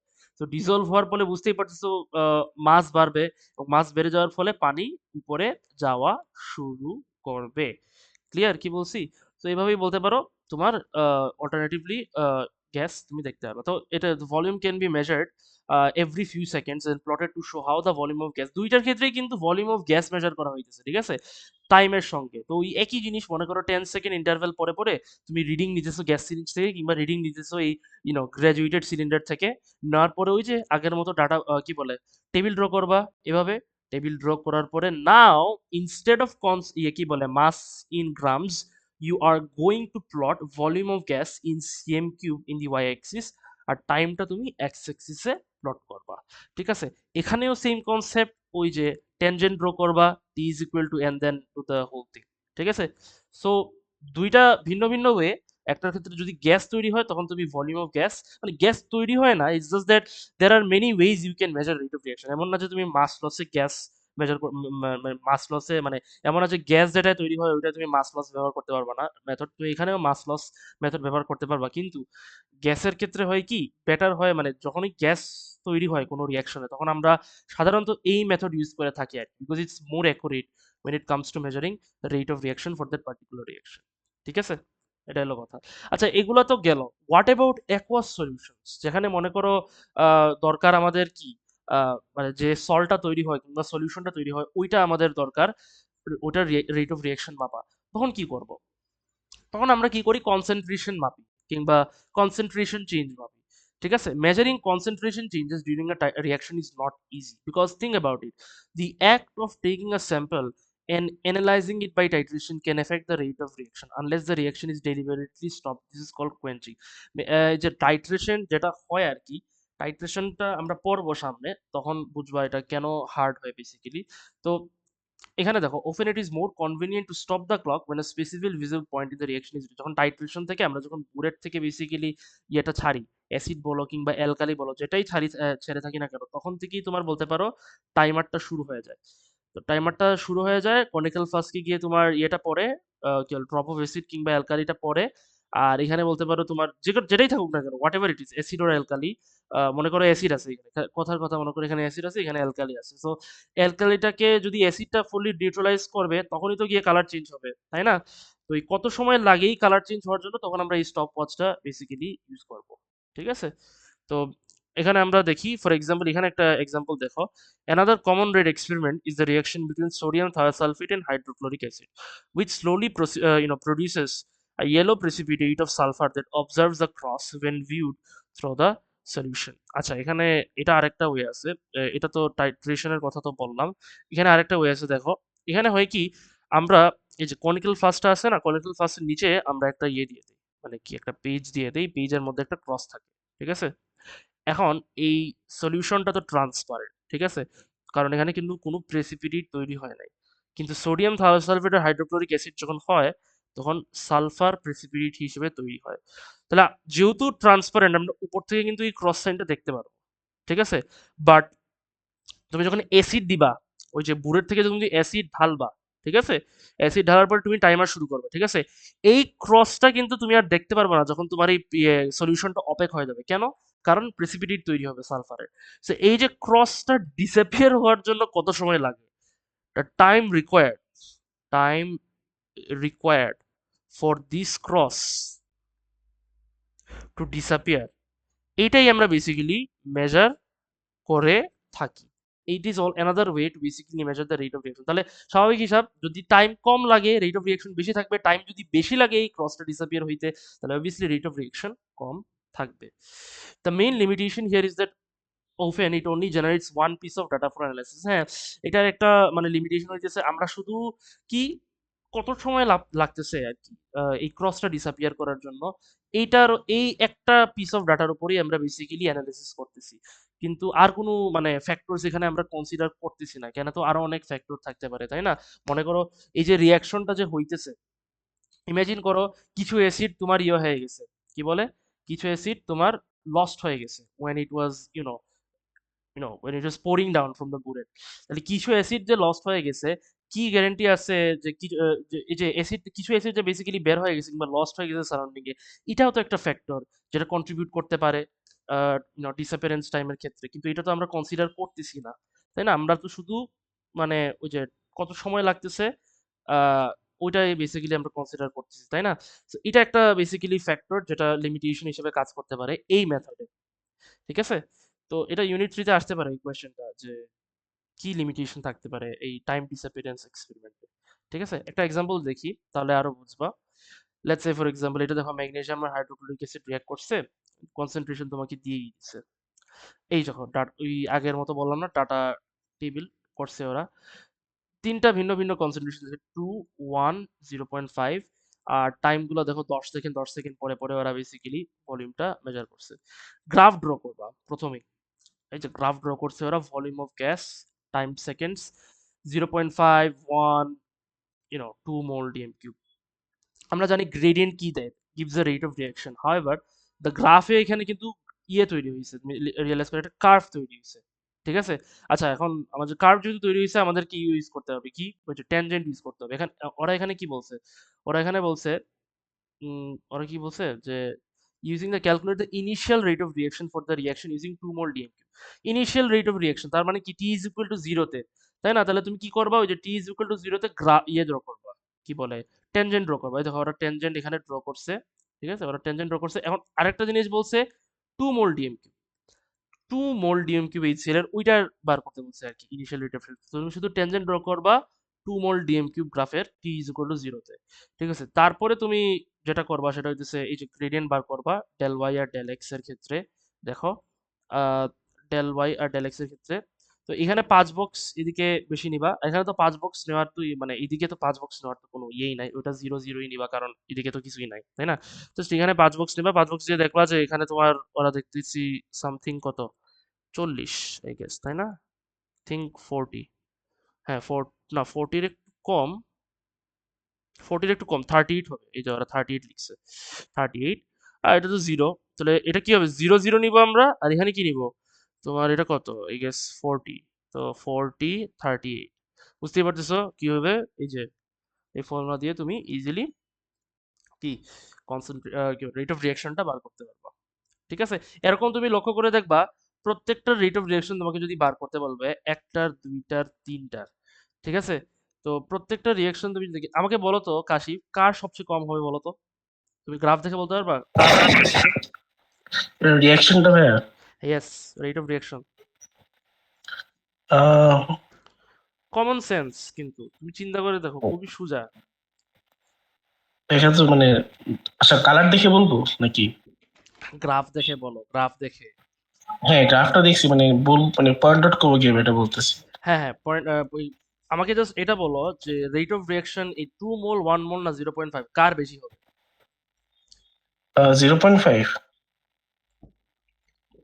জিরো নাকি পয়েন্ট 2? ফাইভ এর কিভাবে হবে বলতো, গ্রাফটা কি স্টিপ এখানে, না এই গ্রাফটা স্টিপ? না, স্টিফ হচ্ছে উপরেরটা, হ্যাঁ। তাহলে 2। অবশ্যই যে গ্রাফটা বেশি স্টিপ থাকবে তার গ্রেডিয়েন্ট বেশি থাকবে। দেখতেছো না তুমি, একই সময়ের মধ্যে তুমি একটা জিনিস দেখো না কেন, দেখো এটা দেখো, এই টি ইজ ইকুয়াল টু 38 ধরো, এই টি ইজ ইকুয়াল টু 38 এই চেঞ্জ দেখো, আর এই চেঞ্জ দেখো, আর এই চেঞ্জ দেখো, ডেল ওয়াই এর কার বেশি বলো? কমন সেন্স, আর 2 2 মোল, মোল হ্যাঁ। ডিএম কিউবের, তাই না? তাহলে ওর চেঞ্জ যেহেতু বেশি, তাহলে তার গ্রেডিয়েন্টও সবচেয়ে বেশি হবে, তার মানে রেট অফ রিয়াকশন বেশি হবে, তাই না? ইয়ে রাফসান, হ্যাঁ, বুঝছো কি বলতেছি? জি ইয়ে কি বলে, Fatima, did you understand? Sir. Okay, cool. তো এইটা হলো কথা। ঠিক আছে, এগুলা ইজি জিনিস, তোমাকে গ্রাফ ইন্টারপ্রিটেশন যদি না পারো এই ইয়েতে লেভেলে আসলে, তাহলে তো সমস্যা। এগুলো ইজি জিনিস। ঠিক আছে, তারপরে আসো নেক্সট ইয়েতে, Maxwell Boltzmann and temperature. Maxwell Boltzmann distribution curve, এই জিনিসটা নতুন তোমাদের এএসএ। আর এটা তোমার আগে আইজিসিসি তে ছিল না, এটা ফুললি নতুন। জিনিসটা কি, a Maxwell Boltzmann distribution curve is a graph that shows the distribution of energies at a certain temperature. In a sample of a gas, few particles will have very low energy. A few particles will have very high energy. আমরা জানি, ওই যে একটু আগে দেখছিলাম, successful আর unsuccessful collision, যাদের energy বেশি থাকবে, কিংবা অ্যাক্টিভিশন এনার্জির সমান, কিংবা অ্যাক্টিভিশন এনার্জির চেয়ে বেশি থাকবে, তারাই সাকসেসফুলি কোলাইড করতে পারবে। আর যাদের বেসিক্যালি থাকবে না, তাদের তো ইনএফেক্টিভ কলিশন হবে। এখন মজার ব্যাপার হইতেছে, ম্যাক্সওয়েল বলজম্যান তারা অনেক আগে একটা কার্ভ ড্র করে দেখছিল তাদের এক্সপেরিমেন্টাল রিজাল্টস দিয়ে, এবং তারা দেখছে যে most of the particles within a reaction have what? Ineffective collision. কেন? Because they don't have the required amount of energy or less than that to cause the chemical reaction to take place, মানে activation energy হচ্ছে কম থাকে। Only a small proportion of molecules have energy or kinetic or molecular energy greater than the activation energy or what equal to that, clear? তাহলে দেখো এই যে green পার্টটা basically ওই molecules গুলোকে রিপ্রেজেন্ট করতেছে যেগুলো ইনএফেক্টিভলি কোলাইড করে, যেহেতু তাদের মানে ইয়ার চেয়ে কম, মানে অ্যাক্টিভেশন এনার্জি যে কম এনার্জি আছে। আর পার্পল পার্টটা বেসিক্যালি রিপ্রেজেন্ট করে যারা সাকসেসফুলি কোলাইড করে, যাদের মলিকুলার এনার্জি অ্যাক্টিভেশন এনার্জির চেয়ে বেশি। ঠিক আছে, এই জিনিসটাই মানে ম্যাক্সওয়েল বলজম্যান কার্ভ হিসেবে পরিচিত। ক্লিয়ার? মানে ওরা বেসিক্যালি আর কি গ্রাফ, মানে একটা ভিজুয়াল রিপ্রেজেন্টেশন দিছে, যেটা আমি আগে প্রথম ক্লাসের ইনিশিয়ালি এক্সপ্লেন করছিলাম। জাস্ট ভিজুয়ালি কিভাবে ওরা রিপ্রেজেন্ট করা যায় ফুল জিনিসটা মলিকুলার এনার্জি এবং নাম্বার অফ মলিকুলস এর ক্ষেত্রে, সেটাই ম্যাক্সওয়েল বলজম্যান কার্ভ দেখায় আর কি, আর কিছু না। এখন এই কার্ভের কিছু ফ্যাক্টর আছে। Say for instance, the graph shows that only a small portion of molecules have enough energy for effective collision while largely have what ineffective। এখন কি ফ্যাক্টরস এই গ্রাফে চেঞ্জ আনে? সে ফর ইনস্ট্যান্স এইটা চেঞ্জ ইন টেম্পারেচার। দেখো, so when a temperature of a reaction mixture is increased, আমরা জানি কি হয়, ওই যে একটু আগে বলছিলাম যে টেম্পারেচার বাড়লে কি হয়, ওই এক্সেস হিট এনার্জিটা কিনেটিক এনার্জিতে কনভার্ট হয়ে যায়, মানে ওভারঅল কিনেটিক এনার্জি বাড়ে। এতে করে কি হয়, this causes the particles to move around faster, resulting in more frequent successful collision. ঠিক আছে, এই যে তার মানে কি, proportion of successful collision increases, meaning higher proportion of particles possess the minimum amount of energy to cause a chemical reaction। তার মানে এই যে পার্পল পার্টটা আছে না, এই পার্পল পার্টের প্রপোর্শন বেড়ে যাবে। ঠিক আছে, এই পার্পল পার্টের প্রপোর্শন বেড়ে যাবে, কারণ আরো বেশি যেহেতু কিনেটিক এনার্জি বেড়ে গেছে। নাও obviously a higher proportion of molecules will have energy greater than or equal to the activation energy, তাই না? Successful collision in a sense বাড়ছে, and কি হইছে, রেট অফ রিঅ্যাকশন বাড়ছে। তখন তুমি দেখবা, এই দেখো, with higher temperature the Boltzmann distribution curve flattens and peaks shift to the right. তাহলে এটা হইতেছে আগে, তুমি 10 ডিগ্রি টেম্পারেচার বাড়ছে, দেখো কি হইছে, কার্ভটা বেসিক্যালি কি হইছে, ফ্ল্যাটেন হয়ে গেছে। আগে এরকম ছিল, এখন নিচে গিয়ে আরো ফ্ল্যাটেন হয়ে গেছে। অন্যদিকে তুমি দেখো পার্পল পার্টের এরিয়াটা বাড়ছে, দেখছো? পার্পল পার্টের এরিয়াটা বাড়ছে। এবার তোমার আগে হয়তোবা এখানে ছিল, এখন এটা এইখানে হয়েছে। কেন? কারণ বোঝানোর জন্য যে আগে মনে করো এই যে এই পার্টে মনে করো লেটস সে তোমার, আচ্ছা আগে মনে করো ওই যে আগে যে এই পার্ট আছে না, মনে করো এখানে মনে করো ইয়ে ছিল, এই যে এই পার্টটা মনে করো লেটস সে তোমার ইয়ে ছিল, লেটস সে এখানে 50টা। এখন এখানে এক্সট্রা দেখো, এই যে কার্ভটা ফ্ল্যাটেন হওয়ার ফলে দেখো এখানে এক্সট্রা তোমার আরেকটা এরিয়া যোগ হয়েছে। ঠিক আছে, এখানে মনে করো আরো এখন লেটস সে আরো 50টা। ঠিক আছে, তাহলে টোটাল এখন কত হইলো, 100টা বেসিক্যালি মলিকুলের, আগে মনে করো 50 ছিল, এখন আরো 50 এড করে এখন 100টা মলিকুলের চান্স বেশি এফেক্টিভলি কোলাইড করে থাকে। ঠিক আছে, তো অবভিয়াসলি যেহেতু মলিকুলার প্রপোর্শন বাড়ছে, সাকসেসফুল কলিশনের ইন আ সেন্স তোমার রেট অফ রিয়াকশনও বাড়বে। ক্লিয়ার? একটা জিনিস মনে রাখবা, অ্যাক্টিভেশন এনার্জি কিন্তু বাড়তেছে না, কমতেছে না। কারণ একটা রিয়াকশনের অ্যাক্টিভেশন এনার্জি তো বাড়বে না কমবে না, যেটা আছে ওইটাই থাকবে। ক্লিয়ার? যে অ্যাক্টিভেশন এনার্জি যেখানে আছে দেখো ওখানেই ছিল, সরি অ্যাক্টিভেশন এনার্জি যেখানেই আছে ওখানেই ছিল। জাস্ট কি হইছে, তোমার কার্ভটা বেসিক্যালি রাইটের দিকে শিফট হইছে, টেম্পারেচার বাড়ার ফলে রাইটের দিকে শিফট হইছে, একটু ফ্ল্যাটেন হইছে। আর কি হইছে, আরো এক্সট্রা কিছু এরিয়া তোমার কভার করছে, ইয়ের গ্রিটার, মানে ইয়ের চেয়ে গ্রিটার পার্ট যেটা, মানে কি বুঝাইছে, তোমার কলিশন বাড়ছে ওয়াই, কারণ এখানে এখন 50টা না, এখন 100টা বেসিক্যালি মলিকিউল এর বেশি আছে আর কি, মানে প্রপোর্শনটা বেসিক্যালি বাড়ছে মলিকিউলস এর অ্যাক্টিভেশন এনার্জির চেয়ে বেশি হওয়ার, যার ফলে একটু আগে বলছিলাম অ্যাক্টিভেশন এনার্জির চেয়ে বেশি হইলে কলিশন ফ্রিকোয়েন্সি বাড়ে, কলিশন ফ্রিকোয়েন্সি বাড়া হওয়ার ফলে তোমার রেট অফ রিঅ্যাকশন বাড়ে। ঠিক আছে, এই পার্টটা খুবই গুরুত্বপূর্ণ। কাশিফ, রাফসান, বুঝছো কি বলছি? জি ভাইয়া। এটা জি ভাইয়া। তারপরে নেক্সটে যদি যাই, তো এটা তো এই দেখো এখানে লেখা আছে, দেখো, there is more effective collision as the particles have more kinetic energy, making them move around faster. A greater proportion of the molecules have kinetic energy greater than the activation energy. Okay, এখন আসো catalyst. ক্যাটালিসিস কি, আমরা জানি rate of reaction বাড়ায়, তাই না, by adding a catalyst. এখন catalyst জিনিসটা কি, এই ডেফিনিশনটা তোমরা আইজিসিসি তে পড়ছো। It increases the rate of reaction by providing the reactants with an alternative reactant pathway. আমরা কিন্তু এনার্জেটিক্স চ্যাপ্টারে দেখছিলাম অল্টারনেটিভ রিয়াকশন পাথওয়ে কি বোঝায়। গ্রাফ মনে আছে? এই গ্রাফ মনে আছে না? এই গ্রাফ কিন্তু আমরা এনার্জেটিক্স চ্যাপ্টারে দেখছিলাম। This is an example of uncatalysed reaction and this is an example of a catalysed reaction. দেখো অ্যাক্টিভেশন এনার্জি কম ইউজ করতেছে এবং একটা অল্টারনেটিভ পাথওয়ে ইউজ করছে ওই সেম রিয়াকশনটা হওয়ার জন্য, ঠিক আছে? এই গ্রাফটা যদি মনে রাখতে পারো তাহলে তোমার ডেফিনিশনটাও ইজিলি তুমি মনে রাখতে পারবা। দেখছো, which is lower in activation energy than the uncatalyzed reaction. এই ডেফিনিশনটা কিন্তু ক্যাটালিস্ট যদি বলে ক্যাটালিস্ট কি, তখন তোমাকে কিন্তু এই ডেফিনিশন ইউজ করতে হবে। তুমি আর ওই যে ওটা বলতে পারবে না যে that it remains chemically unchanged, rate of reaction বাড়ায়। আইজিসিসি ডেফিনিশন এখন দেওয়া যাবে না। যদি ক্যাটালিস্ট বলে হোয়াট ইজ ডিফাইন ক্যাটালিস্ট, তখন এই যে এসব keywords alternative reaction pathway, activation energy কমায়, এসব কিওয়ার্ডস ইউজ করতে হবে। ঠিক আছে? কি বলছি? এটা গেল। এখন ক্যাটালিস্টের তিনটা অ্যাডভান্টেজ কি এটা তো জানি। কস্ট কমায়, because as the reaction can have at lower temperature pressure, make sense. যেহেতু তোমার এনার্জি কস্ট কমায় দেয়, ইন আ সেন্স কি হয়, অ্যাটম ইকোনমি বাড়ায় দেয়। As the alternative reaction pathway that they provide can reduce the unwanted reaction and in some cases even reduce the amount of other products. তার মানে অনেক রিয়াকশনে তো জানো অনেক আনওয়ান্টেড রিয়াকশন বা রিয়াক্টেন্ট লস হয়, এগুলো কমাই দিবে। তো এগুলো কমায় যাওয়ার মানে ওভারঅল তোমার অ্যাটম ইকোনমি এমনিতেই বাড়বে, ক্লিয়ার? এবং এনার্জি কষ্ট কমায় দেয়, যেহেতু তোমার টেম্পারেচার এবং প্রেশার আরো একটা কমায় দেয়, মানে কম টেম্পারেচার প্রেশার লাগে। আর সবচেয়ে বড় বেনিফিট হইতেছে it increases the rate of reaction, তারে মানে কম সময়ের মধ্যে আরো বেশি প্রোডাক্ট তৈরি করা যাবে। ঠিক আছে? এই হচ্ছে ক্যাটালিস্টের তিনটা advantage. Now catalysts can be divided into two types. একটা হচ্ছে হোমোজেনাস আর একটা হচ্ছে হেটেরোজেনাস ক্যাটালিস্ট। হোমোজেনাস সোজা ভাষায় বলতে গেলে is the catalyst which is in the same phase as the reactants. For example, the reactants and the catalyst are in solution. তার মানে ওরা বলতেছে NaCl, এটা মনে করো যদি ইয়ে থাকে, NaCl যদি অ্যাকোয়াস থাকে, তাহলে তোমার ক্যাটালিস্ট যেটা মনে করো তোমার কি ক্যাটালিস্ট মনে করো H2SO4, ঠিক আছে? H2SO4 ক্যাটালিস্ট, এটাও অ্যাকোয়াস। তার মানে কি দুইটাই কিন্তু একই স্টেট সিম্বল, মানে একই ফেজে আছে, ঠিক আছে? এই ধরনের ক্যাটালিস্টকে আমরা হোমোজেনাস ক্যাটালিস্ট বলি। আবার অন্যদিকে দেখো হেটেরোজেনাস মিন্স দ্যাট হেটেরোজেনাস মানে কি, তার মানে ক্যাটালিস্ট ওই একই, এটা ঠিক উল্টা, মানে catalyst and reactants are in different phase. তো রিঅ্যাকটেন্ট যদি গ্যাস থাকে দেখলা ক্যাটালিস্টটা সলিড, ঠিক আছে? তো এটা হইতেছে হেটেরোজেনাস এর মিনিং আর কি, এবং এটাই সবচেয়ে বেশি কমনলি ইন্ডাস্ট্রিতে ইউজ করা হয়ে থাকে হেটেরোজেনাস ক্যাটালিস্ট যেটা।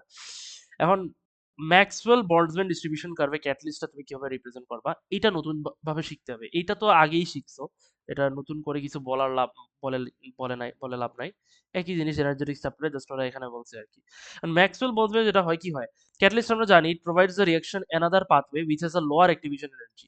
তার মানে কি এবার অ্যাক্টিভেশন এনার্জি শিফট হবে, আগে কিন্তু শিফট হয় নাই। মনে রাখি ওই আগে যে ক্যাটালিস্ট ইউজ করছে এখানে ক্যাটালিস্ট ইউজ করে নাই, তার ফলে তোমার কি হইছে, জাস্ট কার্ভটা রাইট সাইডে শিফট হইছে এবং কি হইছে তোমার ওই পার্টটা বাড়ছে, কিন্তু এবার মানে কি হবে এরিয়াটা বাড়ছে, তার মানে কি এখানে প্রপোর্শনটা বাড়ছে শুধু, কিন্তু এবার অ্যাক্টিভেশন এনার্জি কমায় দেওয়া হচ্ছে, তার মানে কি অ্যাক্টিভেশন এনার্জি দেখো শিফট হবে, এই যে এখান থেকে লেফটের দিকে বেসিক্যালি শিফট হবে, ঠিক আছে? যেহেতু তুমি you are using a lower activation energy this time. তো এখানে কি হয় দেখো, on the graph the original number of successfully reactant particle is shown by the dark shaded area. তার মানে কি এটা হইতেছে অরিজিনালি যেটা রিঅ্যাক্ট করতেছিল, অরিজিনালি মনে করো 50, এখন অ্যাক্টিভেশন এনার্জি কমার ফলে এই যে এক্সট্রা এরিয়া অ্যাড আপ হইছে আরো 50 মনে করো, টোটাল কত হইলো 100। এখন যে রিঅ্যাকশন হইতেছে 100টা মলিকিউল বেসিক্যালি প্রসেস করে energy greater than or equal to activation energy. So obviously তোমার কলিশন ফ্রিকোয়েন্সি বাড়বে এবং রেট অফ রিঅ্যাকশন বাড়বে। তাহলে ম্যাক্সওয়েল বলজম্যান কার্ভের দুইটা ক্যারেক্টারিস্টিক আছে। একটা হচ্ছে ক্যাটালিস্ট যখন হয় তখন তোমার ওই কি বলে কার্ভ শিফট হবে না। আই রিপিট, কার্ভ রাইটের দিকে শিফট হবে না। কিভাবে হবে, কি শিফট হবে, অ্যাক্টিভেশন এনার্জি লেফট সাইডে শিফট হবে। লেফট সাইডে কেন শিফট হবে, কারণ অ্যাক্টিভেশন এনার্জি কমতেছে, তাই না? তো লেফট সাইডে এভাবে শিফট হবে। বাট আর অন্যদিকে যেখানে ক্যাটালিস্ট ইউজ হইতেছে না ওখানে কি হবে, টেম্পারেচার বাড়লে তোমার কার্ভটা রাইট সাইডে শিফট হবে এবং উপরের এরিয়াটা অ্যাড আপ হবে। তাহলে দুই জায়গায় কিন্তু একটা জিনিস common, area after the activation energy is increasing, ঠিক আছে?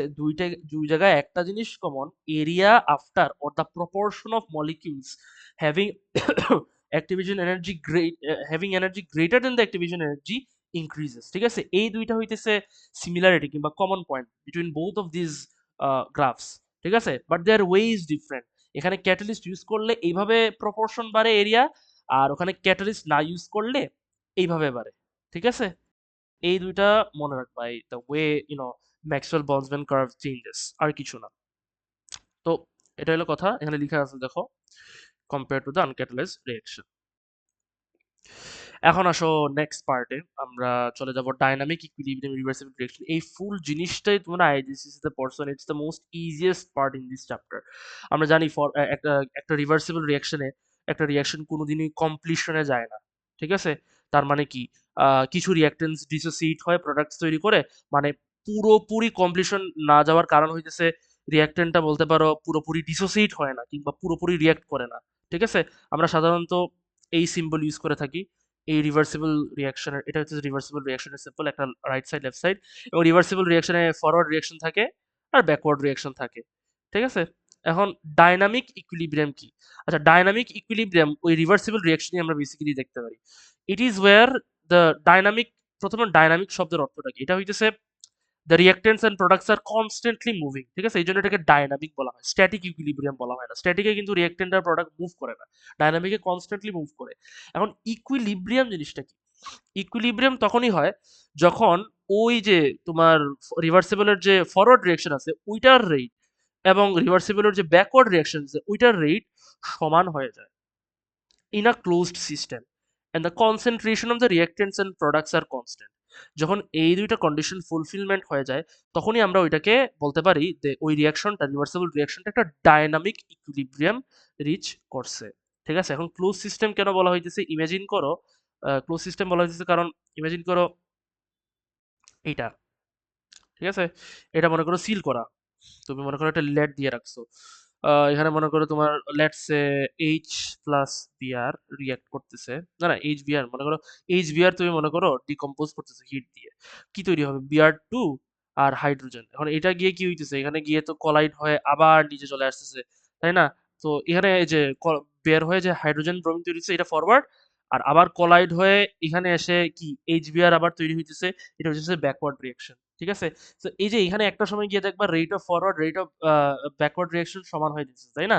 এই সিস্টেমটা তো ক্লোজ বলতে পারি, যেহেতু তোমার লেড দিয়ে সিল করা। ক্লিয়ার? সো ওরা ক্লোজ সিস্টেম বলতে এটা মিন করতেছে। যদি এখানে লেড থাকতো না তাহলে এইচ টু আর বিআর এখান দিয়ে ইভাপোরেট হয়ে চলে যেত, এবং দেয়ার ওয়াজ হাই চান্স যে এখানে রিভার্সিবল রিঅ্যাকশন না হওয়ার চান্স বেশি ছিল। ঠিক আছে, তো অবশ্যই মনে রাখবা এই যে কি ওয়ার্ডটা, যে ডাইনামিক ইকুইলিব্রিয়াম সাধারণত আমরা ক্লোজ সিস্টেমের মধ্যে দেখতে পারি। ক্লিয়ার? সিস্টেমটা ক্লোজড হইতে হবে আর কিছু না, এবং এই দুইটা কি বলে কন্ডিশনস ফুলফিলমেন্ট করতে হবে। তো এটা দেখো, তুমি গ্রাফিক্যালি কিভাবে বুঝতে পারবা যে তোমার কি বলে ইকুইলিব্রিয়াম রিচ হইছে? মনে করো এইটা হইতেছে কনসেন্ট্রেশন অফ রিএজেন্ট। ঠিক আছে, একটার বাড়তেছে আরেকটার কমতেছে। ক্লিয়ার?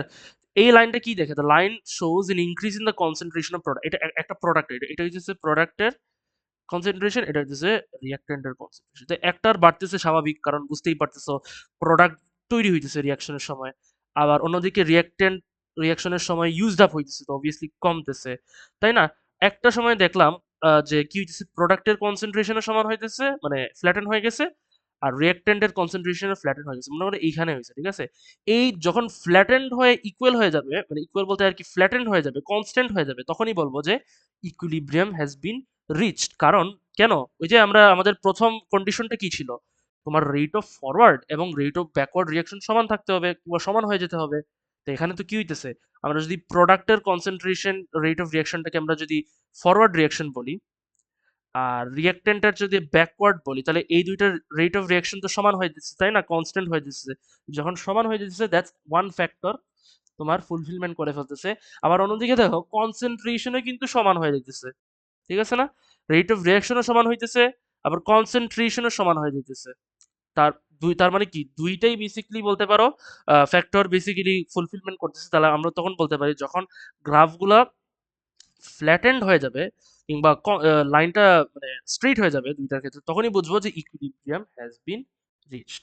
ঠিক আছে, একটা জিনিস দেখবা, the concentration doesn't go to zero as there still some reactants left. এটা খুবই গুরুত্বপূর্ণ। এই যে রিঅ্যাক্ট্যান্টটা যাইতেছে, তোমাকে বলতে পারে, তোমার কাছে প্রশ্ন থাকতে পারে না যে এইটা কেন ফুললি মনে করো এখানে এসে যায় না, কেন এটা এভাবে ফ্ল্যাটেন্ড হয়ে যায়? কারণ কিছু রিঅ্যাক্টেন্ট থাকে, but that reactant isn't enough to produce or go through the reaction. মনে করো কিছু রইলো, মনে করো 20 গ্রাম না, মনে করো 10 গ্রাম রইলো, ঠিক আছে? এই 10 gram isn't sufficient enough for the reaction to take place or to continue the reaction anymore, যার ফলে বলতে পারো ওই 10 গ্রামটা থাকে এবং কনসেন্ট্রেশন আর বাড়ে না, বলতে গেলে ওইটাই কনস্ট্যান্ট থাকে ইন আ সেন্স। এই জন্য ওরা বলছে যে তোমার পুরোপুরি বলতে পারো গ্রাফটা জিরোতে যায় না, কারণ কিছু রিঅ্যাক্টেন্ট থাকে। ক্লিয়ার? এটা ইউনিট 3 তে থাকতে পারে যে গ্রাফেরটা কেন পুরোপুরি তোমার রিঅ্যাক্টেন্টের গ্রাফটা কেন পুরোপুরি জিরোতে যাইতেছে না, ঠিক আছে? তো এটা মনে রাখবা। এখানেও সমান, কিন্তু এখানে একটা জিনিস লক্ষ্য করে দেখো, এই দুইটা গ্রাফের মধ্যে ডিফারেন্সটা কি? এই দুইটা গ্রাফের মধ্যে তুমি ডিফারেন্সটা একটাই দেখবা, দ্যাট আরেকটু তাড়াতাড়ি ইকুইলিব্রিয়াম রিচ করছে। ক্লিয়ার? ওরা একটু তাড়াতাড়ি ইকুইলিব্রিয়ামটা বেসিক্যালি তোমার রিচ করছে। তো আর কিছু না, দ্যাটস ইট। ভাইয়া আমার একটা ম্যাথস এর মক আছে, আমাকে রেকর্ডিং দেখে নিলে হবে? কয়টায়? এখন এখন এখন শুরু হবে। আচ্ছা ঠিক আছে, যাও, সমস্যা নেই। Thank you. এখন আচ্ছা আমরা নেক্সট পার্টে যাই। তো আই গেস এই গ্রাফটা তোমরা বুঝছো। নেক্সট পার্টে যদি যাই, আমাদের নেক্সট পার্ট সেটা হচ্ছে ওই যে তো বললাম close system is what in which none of the reactants or products escape from the reaction mixture. This is an example of a closed system. An open system is where matter and energy can be lost to the surrounding. তো এটা যদি তোমার lead না থাকে, gas তৈরি হয়, তাহলে gas তোমার কার্বন ডাইঅক্সাইড গ্যাসটা কিন্তু বের হয়ে চলে যাবে, ঠিক আছে? So when a reaction takes place internally in solution, equilibrium can be reached in open flasks as a negligible amount of material is lost through evaporation. ওকে? তো যেহেতু তোমার ওই যে যখন একটা সলিউশনে হয়ে থাকে তখন দেখবা ওপেন ফ্লাস্ক, ওরা কিন্তু বলছে ওপেন ফ্লাস্ক কিন্তু একটা ওপেন সিস্টেমের এক্সাম্পল। সো বুঝতেই পারতেছো মেটাল ইজ লস ইকুইলিব্রিয়াম আমরা চাইলে এটা করতে পারি। একটা জিনিস গুরুত্বপূর্ণ, সেটা হচ্ছে যে ওরা বলছে ইন্টায়ারলি ইন সলিউশন, যদি কোনো গ্যাস না থাকে তখন তোমার বলতে পারো যে কোনো ম্যাটেরিয়াল তো আর এখানে চান্স নাই ইভাপোরেশনের মাধ্যমে লস্ট হওয়ার। সো তখন বলতে পারো আমরা ওপেন ফ্লাস্কেও ইকুইলিব্রিয়াম রিচ করতে থাকবো। কিন্তু যদি রিয়াকশনটা গ্যাস থাকে, মানে রিয়াকশনের মধ্যে যদি গ্যাস তৈরি হয়, তখন কিন্তু ইকুইলিব্রিয়াম শুধু ক্লোজ সিস্টেম ছাড়া সম্ভব না। ব্যাপারটা বুঝছো কি বলছি? এইটা মনে রাখবা, ইকুইলিব্রিয়াম গ্যাস এবং গ্যাসের ক্ষেত্রে, যেমন এটা তো ওপেন সিস্টেমের এক্সাম্পল, ঠিক আছে? এটা মনে রাখবা। A common misconception is that the concentration of the reactants and products are equal. They are not equal, but they remain constant and dynamic equilibrium. এটা খুব গুরুত্বপূর্ণ। Initially, I repeat, initially they are not equal. Initially তারা equal থাকে না, তোমরা গ্রাফে দেখছো ভিন্ন ভিন্ন থাকে, বাট ডাইনামিক ইকুইলিব্রিয়াম যখন রিচ করে তখন তারা কনস্ট্যান্ট হয়ে যায়। ক্লিয়ার কি বলছি? The concentration will change as the reaction progress only until the equilibrium is reached. একটু আগে আমরা গ্রাফে যেটা দেখছি ওইটা। সো এই কনসেপশন যেন মিসকনসেপশন যাতে না থাকে যে ওটা প্রথম থেকেই বলতে পারো তোমার ইয়ে নাই, কি বলে প্রথম থেকেই বলিও না যে প্রথম থেকেই বলতে পারো তোমার কনসেন্ট্রেশন নাই, কিংবা তোমার কি বলে কনসেন্ট্রেশন জিরো। ক্লিয়ার? এটা এটা মনে করিও না, ঠিক আছে? তারপরে হইতেছে নেক্সট পার্টে আমরা যদি যাই, পজিশন অফ ইকুইলিব্রিয়াম। এখানে এটা তো ভেরি ইজি, আমাদেরকে এই যে ইকুইলিব্রিয়ামটা আমরা পড়লাম, এই যে রিভার্সিবল রিঅ্যাকশন নিয়ে যে আমরা একটা বেসিক ধারণা পাইলাম। এখন এই পজিশন অফ ইকুইলিব্রিয়ামটা কোন কোন ফ্যাক্টরস ইনফ্লুয়েন্স করে ওইটা আমাদেরকে জানা লাগবে। এখন position of equilibrium refers to the relative amount of products and reactants in a equilibrium mixture. When the position of equilibrium shifts to the left, it means the concentration of reactant increases and vice versa, যেখানে লেখাই আছে। তার মানে লেফটে যদি equilibrium shift হয়, রিঅ্যাক্ট্যান্টের concentration বাড়বে, রাইটে শিফট হইলে প্রোডাক্টের কনসেন্ট্রেশন বাড়বে। এখন প্রশ্ন হইতেছে রাইট লেফটে কখন হবে, এই জিনিসটা তো বুঝতে হবে, তাই না?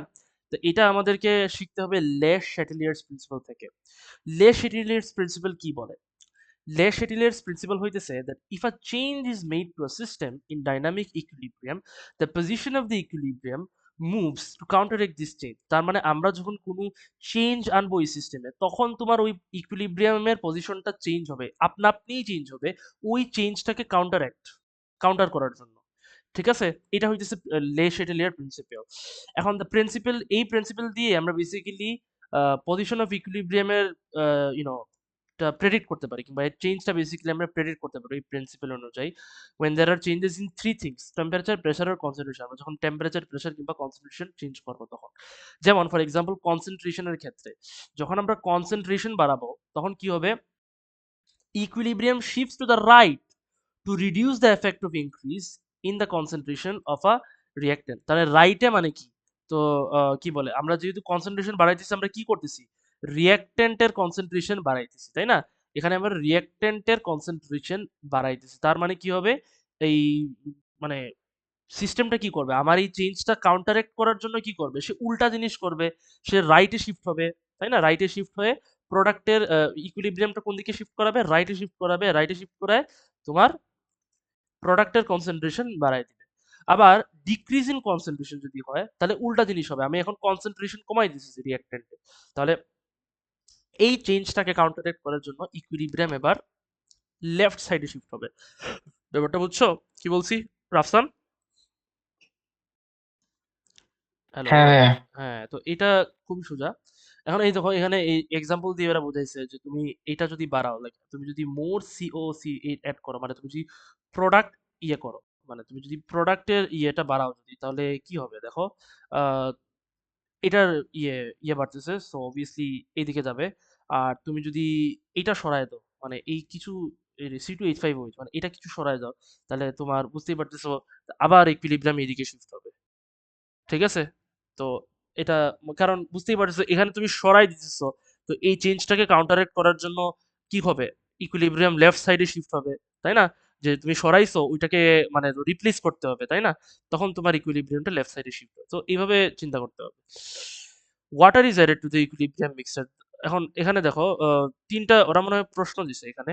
Changes using the reaction explain what happens to the position when more CH3COC2H5 is added। তো বুঝতেই পারতেছো কি হবে, লেফট সাইডে শিফট হবে, তাই না? কারণ যখন এটা অ্যাড করবা লেফট সাইডে শিফট হবে, এই যে এখানে লেখা আছে।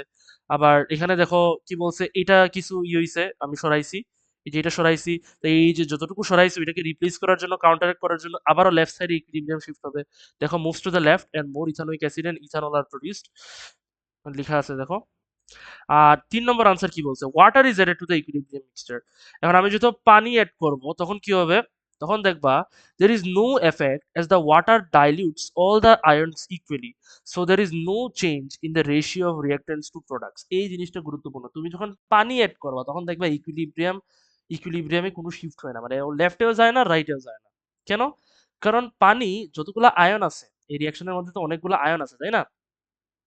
এই যে এখানে এখানে তো অনেকগুলা আয়ন আছে, isn't it? তো সরি, ওরা মনে হয় এটার কথা বলতেছে, সরি, ওরা এটার কথা বলতেছে, সরি, এটা না, উপরেরটা, এই যে নেক্সট কোয়েশ্চেনটা। এখানে দেখো অনেকগুলো আয়ন আছে, তাই তো? এখানে যখন তুমি পানি অ্যাড করো তখন সত্যি কথা বলতে, মানে এখানে তো লেফট রাইটে কোনো পানি নাই, পানি তো মনে করো সলিউশনটা, সলভেন্টেই তো পানি, তাই না? তো যখন তুমি পানি অ্যাড করবা, সত্যি কথা বলতে এখানে প্রত্যেকটা আয়নকে ডাইলিউট করবে equally, so in a sense তোমার প্রোডাক্টও চেঞ্জ হবে না, প্রোডাক্টের সাইডও চেঞ্জ হবে না, রিঅ্যাক্টেন্টের সাইডও চেঞ্জ হবে না। সো ইকুইলিব্রিয়াম কোনো আমরা শিফট দেখবো না। আবার অন্যদিকে দেখো এফেক্টস অফ প্রেশার। সবসময় মনে রাখবা, প্রেশার শুধু যদি প্রোডাক্ট কিংবা রিঅ্যাক্টেন্ট গ্যাস ফর্মে থাকে তখনই এফেক্টেড হয়। এই রিঅ্যাকশনে কি কোনো গ্যাস আছে? না, এই রিঅ্যাকশনে কিন্তু কোনো গ্যাস নাই, সব লিকুইড, যার ফলে ইকুইলিব্রিয়াম পজিশন কিন্তু এখানে বলতে পারো প্রেশারটা এফেক্ট করবে না, শুধু গ্যাসের ক্ষেত্রে করবে। এখন how the equilibrium shifts with pressure changes. যখন তুমি প্রেশার বাড়াবা তখন কি হবে?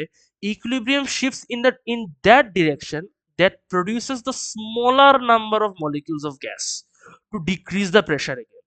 আবার তুমি যত প্রেশার কমাবা, equilibrium shifts in that direction that produces the larger number of molecules of gas to increase the pressure again. তার মানে এখানে আমরা যদি দেখি, এক্সাম্পল দেখলে আমরা বুঝে যাবো, N2O4 আর 2N2, আমাকে যদি বলা হয় কোন দিকে বেশি মোলস আছে, এই দিকে বেশি মোল, এখানে 2 মোল আছে আর এখানে 1 মোল আছে। তার মানে অ্যাকর্ডিং টু দ্য লে শেটেলিয়ার প্রিন্সিপাল, আমরা যদি প্রেশার বাড়াই, কি হবে? প্রেশার বাড়াই দিচ্ছি, তার মানে it is going to shift to that side where it is smaller number of molecules। কোন দিকে স্মলার নাম্বার অফ মলিকিউলস আছে? N2O4 এর সাইডে, তাই না? তার মানে ইকুইলিব্রিয়াম লেফট সাইডে শিফট হবে। আবার যদি আমি প্রেশার কমাই, তাহলে কি হবে? সে ওই সাইডে শিফট হবে যেদিকে larger number of moles or larger number of molecules of gases, মানে রাইট সাইডে শিফট হবে। ব্যাপারটা বুঝছো কি বলছি? এই দুইটা অবশ্যই মনে রাখতে হবে, এবং মোলস এর উপর ভিত্তিতে তোমাকে ডিটারমাইন করতে হবে কোন সাইডে স্মলার নাম্বার অফ মলিকিউলস আর কোন সাইডে লার্জার নাম্বার অফ মলিকিউলস। ঠিক আছে? এখানে দেখো তো, এখানে দেখো কি হয়, আমরা যদি প্রেসার কমাই, এটার জন্য আমরা যদি প্রেসার, এটা যদি প্রেসার বাড়াই তাহলে কি হবে? এখানে দেখো, এখানে দুইটা প্রোডাক্টের সাইডে 1 মোল আর এখানে 1 মোল, তাহলে টোটাল প্রোডাক্টের সাইডে কত? 2 মোল। আর এখানে তো তোমার 1 মোলই আছে। তার মানে আমরা যখন প্রেসার বাড়াবো, এটা কোন দিকে শিফট হবে? যেদিকে স্মলার নাম্বার অফ মোলস আছে বা স্মলার নাম্বার অফ গ্যাস আছে, তাহলে লেফট সাইডে শিফট হবে। ক্লিয়ার? এই দেখো, to the left as there are no gas molecules on the left but there is CO2 on the right. Clear? এটা তো মানে তুমি এই সাইডেও মানে এভাবেও চিন্তা করতে পারো, আবার তুমি ওই যে ফিউয়ার গ্যাস ইয়ে আছে ওইভাবেও চিন্তা করতে পারো। একই হিসাব, মানে একই জিনিস বেসিক্যালি। যেহেতু এখানে কোনো গ্যাস নাই, তাহলে ইন আ সেন্স তোমার এখানে গ্যাস মলিকিউলস নাই বলতে পারি, গ্যাস মলিকিউলস এর মোল কম, সো এই সাইড ও এই জন্য এটা লেফট সাইডে শিফট হইতেছে। ঠিক আছে? আবার আনসার 3 তে ওরা বলছে, নেক্সট কোয়েশ্চেন দেখো, that predict the effect of decreasing the pressure on the following reaction. এখানে 2 মোল, এখানে কত 2 আর 3, 1 কত 2 আর 1 3। তাহলে প্রেশার ডিক্রিজ করলে কোন দিকে শিফট হবে? That is larger number of molecules, এইদিকে লার্জার প্রোডাক্টের সাইডে, তাহলে ইকুইলিব্রিয়াম কোন দিকে শিফট হবে? রাইট সাইডে শিফট হবে। Clear? This causes N increase in pressure. Right সাইডে শিফট হলে তোমার প্রেশার ইনক্রিজ করবে। এখন আসো টেম্পারেচার, আশা করি প্রেশার চেঞ্জটা তোমরা বুঝছো, এটা আইজিসিসি তে পড়ছিলা, একই জিনিস আর কি এখানে। এখন আসো টেম্পারেচার চেঞ্জ। টেম্পারেচার চেঞ্জে কি হয়? How the equilibrium shifts with temperature change. When there is an increase in temperature, equilibrium moves in the endothermic direction to reverse the change. Decrease in temperature এর ক্ষেত্রে exothermic direction চেঞ্জ হবে। কিভাবে বুঝবা কোনটা endothermic, কোন reaction endothermic এবং কোন reaction exothermic? এই রিঅ্যাকশনটা যদি দেখো একটু ভালো করে, দেখো এখানে ডেলএইচ এর ভ্যালু তোমাকে সবসময় দেওয়া থাকবে। ডেলএইচ এর ভ্যালু কিন্তু কোন ডেলএইচ এর ভ্যালু, এটা সবসময় মনে রাখবা ফরওয়ার্ড রিঅ্যাকশনের দেওয়া থাকে। ফরওয়ার্ড রিঅ্যাকশনের দেওয়া থাকে। তাহলে ফরওয়ার্ড রিঅ্যাকশনের ডেলএইচ এর ভ্যালু যদি পজিটিভ থাকে, তাহলে আমরা ইজিলি বলতে পারি it is an endothermic what, it is an endothermic reaction, the forward reaction is endothermic. তার মানে আমরা যখন টেম্পারেচার বাড়াবো, আমরা এখানে কিন্তু লিখাই আছে ইটস লেশিটিভ, টেম্পারেচার বাড়লে কি হবে? এন্ডোথার্মিক ডিরেকশনের দিকে ইকুইলিব্রিয়াম শিফট হবে। তার মানে আমরা বলতে পারি দ্যাট এখানে কি হবে? Using the reaction below predict the effect, তাহলে এই ইকুইলিব্রিয়াম কোন সাইডে শিফট হবে? রাইট সাইডে শিফট হবে, যেহেতু ফরওয়ার্ড রিঅ্যাকশনটা এন্ডোথার্মিক রিঅ্যাকশন। তার মানে কি ইন আ সেন্স তোমার প্রোডাক্টের অ্যামাউন্ট বাড়বে। ঠিক আছে? এটা বুঝছো Rafsan, Fatema? Do you guys understand this? হ্যাঁ হ্যাঁ ভাইয়া। ওকে। তারপরে হইতেছে নেক্সট পার্টটা, increasing the temperature increases the amount of carbon dioxide at constant pressure. Is this reaction exothermic or endothermic? আচ্ছা, এখন প্রথমত হইতেছে ইউনো ওই যে উপরের যেটা হইতেছে, ওরা এখন তোমাকে একটা ফার্দার প্রশ্ন করতেছে, is this reaction exo or endo? এখন দেখো, the reaction will absorb the এটা তো না, দেখো, the reaction will absorb the excess energy and since this causes a shift of equilibrium towards the right, this means that the reaction is endothermic. আচ্ছা, তুমি এটা অন্যভাবেও বলতে পারো, del H এর ভ্যালু এখানে পজিটিভ দেওয়া, সো আমরা বুঝতে পারতেছি forward reaction is endothermic. In a sense আমরা বলবো যে রিঅ্যাকশন ওভারঅল এন্ডোথার্মিক। ঠিক আছে? ওইভাবে তুমি বলতে পারো, ওইটাও কিন্তু তোমার মার্ক স্কিমে দেওয়া থাকবে। ওরা এটা অন্যভাবে বলছে যে reaction will absorb the excess energy, তুমি যে এক্সেস হিট এনার্জি প্রোভাইড করছো ওইটা অ্যাবজর্ব করবে এবং ইকুইলিব্রিয়ামটা রাইট সাইডে যাবে, অবভিয়াসলি এন্ডোথার্মিক। তো এটার জন্য আর কি। ঠিক আছে? তো আশা করি টেম্পারেচার চেঞ্জ, এরপরে প্রেসার চেঞ্জ, আর আরেকটা হইতেছে তোমার কি এই কনসেন্ট্রেশন চেঞ্জ, এই তিনটা ফ্যাক্টর কনসেন্ট্রেশন, প্রেসার আর টেম্পারেচার লে শেটেলিয়ার প্রিন্সিপাল অনুযায়ী ডাইনামিক ইকুইলিব্রিয়াম এর পজিশন কিভাবে এফেক্ট করে, এই জিনিসটা আশা করি তোমরা বুঝছো এবং এটা একদম টপ টু বটম মনে রাখতে হবে, কারণ এখান থেকে অনেক প্রশ্ন, যেভাবে প্রশ্ন দেখাইছি, যে ওয়ার্ক এক্সাম্পল দেখাইছি, একদম হুবহু এরকম আসবে। ইজি মার্কস, সত্যি কথা বলতে গেলে এগুলোতেও মানুষ মিস্টেক করে। ওরা ওই যে কি বলে, ভুলে যায় যে প্রেসার বাড়লে কোন সাইডে, লেফট কি বলে, কি মানে হাইয়ার সাইডে, মানে যেদিকে বেশি আছে ওইদিকে না, যেদিকে কম আছে ওইদিকে, এসব ছোট ছোট জিনিস ওরা ভুলে যায়, কিন্তু এগুলো খুবই সোজা মার্ক পাওয়ার ক্ষেত্রে। So I will recommend two এগুলো যাতে তোমরা মিস্টেক না করো, কারণ এগুলোতে মিস্টেক করে আমি ধরবো কনসেপচুয়াল মিস্টেক না, সিলি মিস্টেক। ক্লিয়ার? সো এগুলো ইজি মার্কস, আশা করি তোমরা সমস্যা হবে না এগুলোর ক্ষেত্রে। তারপরে আসো নেক্সট সাইডে পার্টে, যেটা হচ্ছে দ্য yield rate compromise। একটা জিনিস মনে রাখবা, দ্য yield rate compromise, মনে করো হ্যাবার প্রসেস, একটা ইন্ডাস্ট্রিয়াল প্রসেস যেখানে বেসিক্যালি অ্যামোনিয়া তৈরি হয়ে থাকে। ঠিক আছে?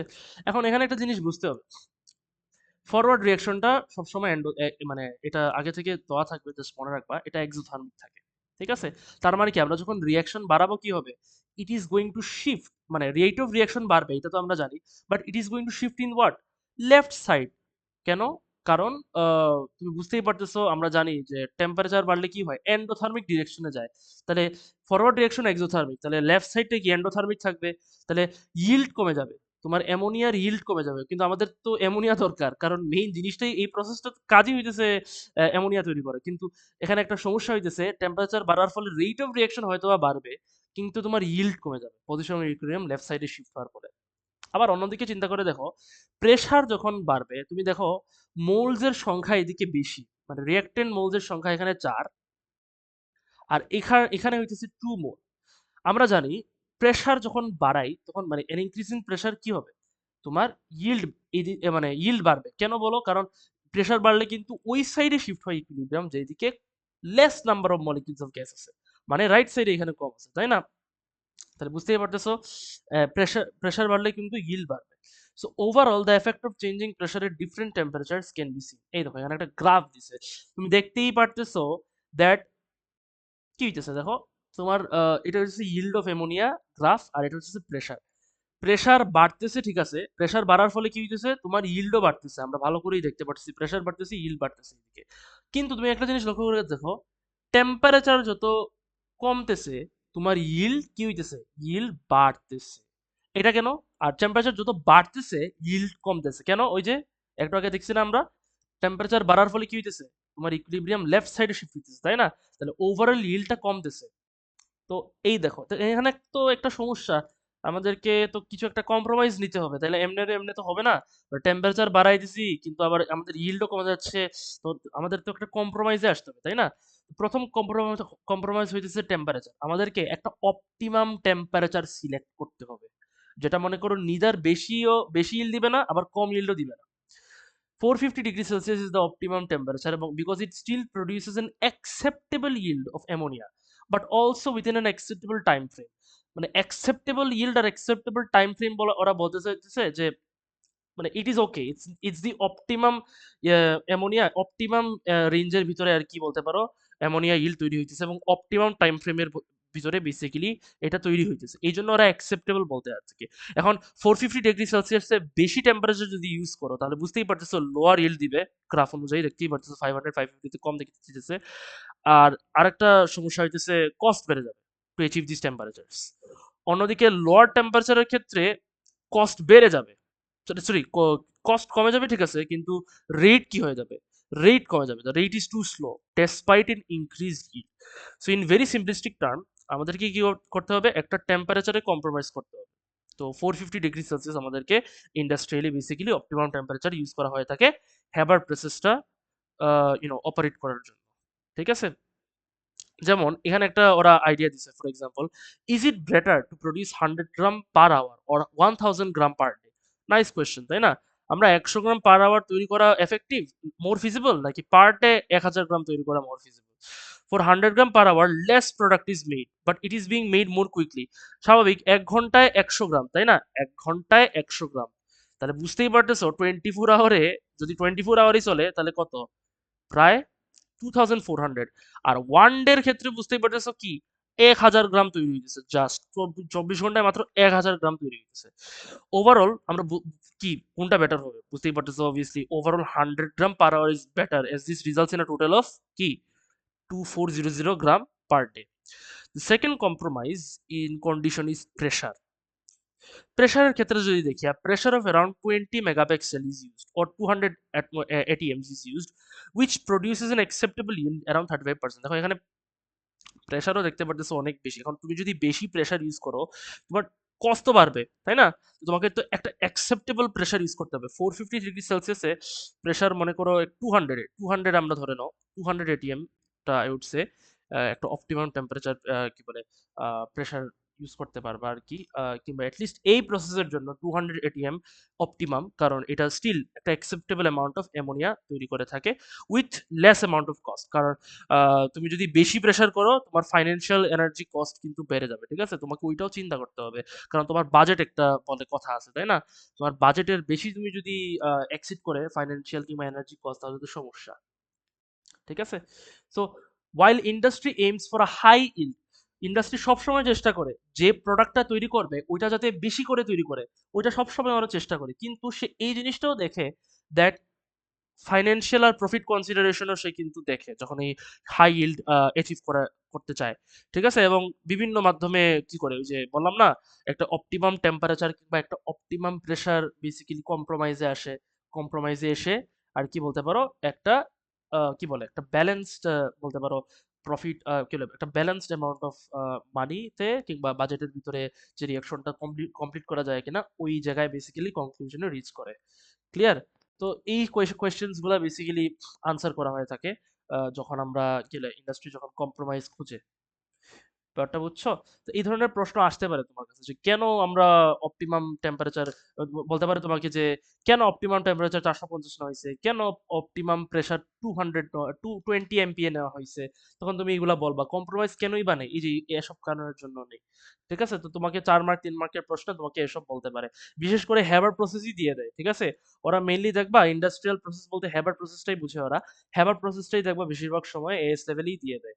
সো এই নোটটা যদি পড়ে যাও, এখান থেকেও তুমি লিখতে পারবা। সো এর বাইরে তোমাকে দিবে না। ঠিক আছে? এই যে এটা বললাম না, the Haber process has been used as an example for industrial consideration, as you should be relatively familiar with this process. বেশিরভাগই দেখবা। However, you can be expected to apply the ideas shown here to any potential industrial direction. Sometimes, rarely, কিছু পেপারে দেখবা যে Haber processের alternative কোনো reaction দিতে পারে, let's say contact process, কিন্তু কনসেপ্টটা সমান। হ্যাবার প্রসেসে যেরকম তুমি এক্সপ্লেন করবা এভাবে, ওই সেম জিনিসটাই তোমাকে মনে করো অন্য প্রসেস যদি দেয়, ওই সেম জিনিসটা তোমাকে এভাবে কম্প্রোমাইজটা কেন নেওয়া হয়েছে ওভাবে এক্সপ্লেন করতে হবে। ঠিক আছে? একই জিনিস, কিন্তু এটা রেয়ার। বেশিরভাগ সময় তুমি আসবে কি বলে, হ্যাবার প্রসেসটাই আসবে ইন্ডাস্ট্রিয়াল প্রসেস হিসেবে, সিনারিও হিসেবে কোয়েশ্চেনে। আশা করি বুঝছো। উইথ দিস আমাদের এই চ্যাপ্টারটা শেষ। আমি তোমাদেরকে এই চ্যাপ্টারের উপর ওয়ার্কশিট দিব আজকে, আর একটা ডেডলাইন সেট করে দিব। আর দ্বিতীয় কথা হইতেছে কি বলে, লেকচার হয়তো বা আগের ক্লাসটা দেই নাই, আগের ক্লাসের লেকচার ভিডিও এটা একসাথে আজকে দিয়ে দিব উইথ দ্য ওয়ার্কশিট। আর দ্বিতীয় কথা হইতেছে আমরা নেক্সট চ্যাপ্টার, আমরা নেক্সট ক্লাসে আরো 2টা ক্লাস আইএস, এরপরে আমাদের ইউনিট 2 শেষ। অর্গানিক কেমিস্ট্রিটা বাকি রয়েছে, ওটা শেষ করে আমরা বেসিক্যালি ইয়েতে চলে যাব। তোমরা আই গেস ওয়ার্কশিটস গুলো করতেছো, প্লিজ আমি বারবার বলছি আগে থেকেই যে ওয়ার্কশিটস এর যে ব্যাপারটা, তোমাদের কোনো সমস্যা থাকলে স্কিপ করবা কিংবা লিস্ট তৈরি করে রাখবা যে ভাইয়া আমার ওয়ার্কশিটের এই নাম্বার সমস্যা, আমি আলাদা ক্লাস নেব। যে সিলেবাস যখনই শেষ হয়ে যাবে আমি ওয়ার্কশিটের উপরে আলাদা সলভিং ক্লাস নেব, ওখানে তোমরা কনফিউশনস গুলো শেয়ার করো, তোমাদের কনফিউশনস গুলো দেখাই দিব, যা আছে টপ টু বটম কিছুই, ডোন্ট বি শাই, দেখাবো। ঠিক আছে? তারপরে আমরা কোয়েশ্চেন পেপার কয়েকটা শুরু করবো, এন্ড দেন আস্তে আস্তে আমরা মকে চলে যাবো, সমস্যা নাই। ওকে? আর তোমাদের কি বলে, মোটামুটি সিলেবাস লাস্টের দিকে।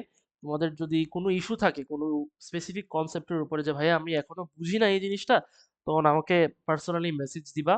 আর রেকর্ডিং তো অবশ্যই দেখবা, রেকর্ডিং দেখে তো যদি নাও বুঝো তখন আমাকে পার্সোনালি মেসেজ দিবা যে ভাইয়া কনসেপ্টটা যদি আবার একটু বুঝাইতেন তাহলে ভালো হইতো। তো আমি অবশ্যই বুঝাবো পার্সোনালি, আলাদা আলাদা একটা ক্লাস নিয়ে যদি লাগে। ঠিক আছে? ওকে, আজকের জন্য এতটুকু পর্যন্ত। Bye bye.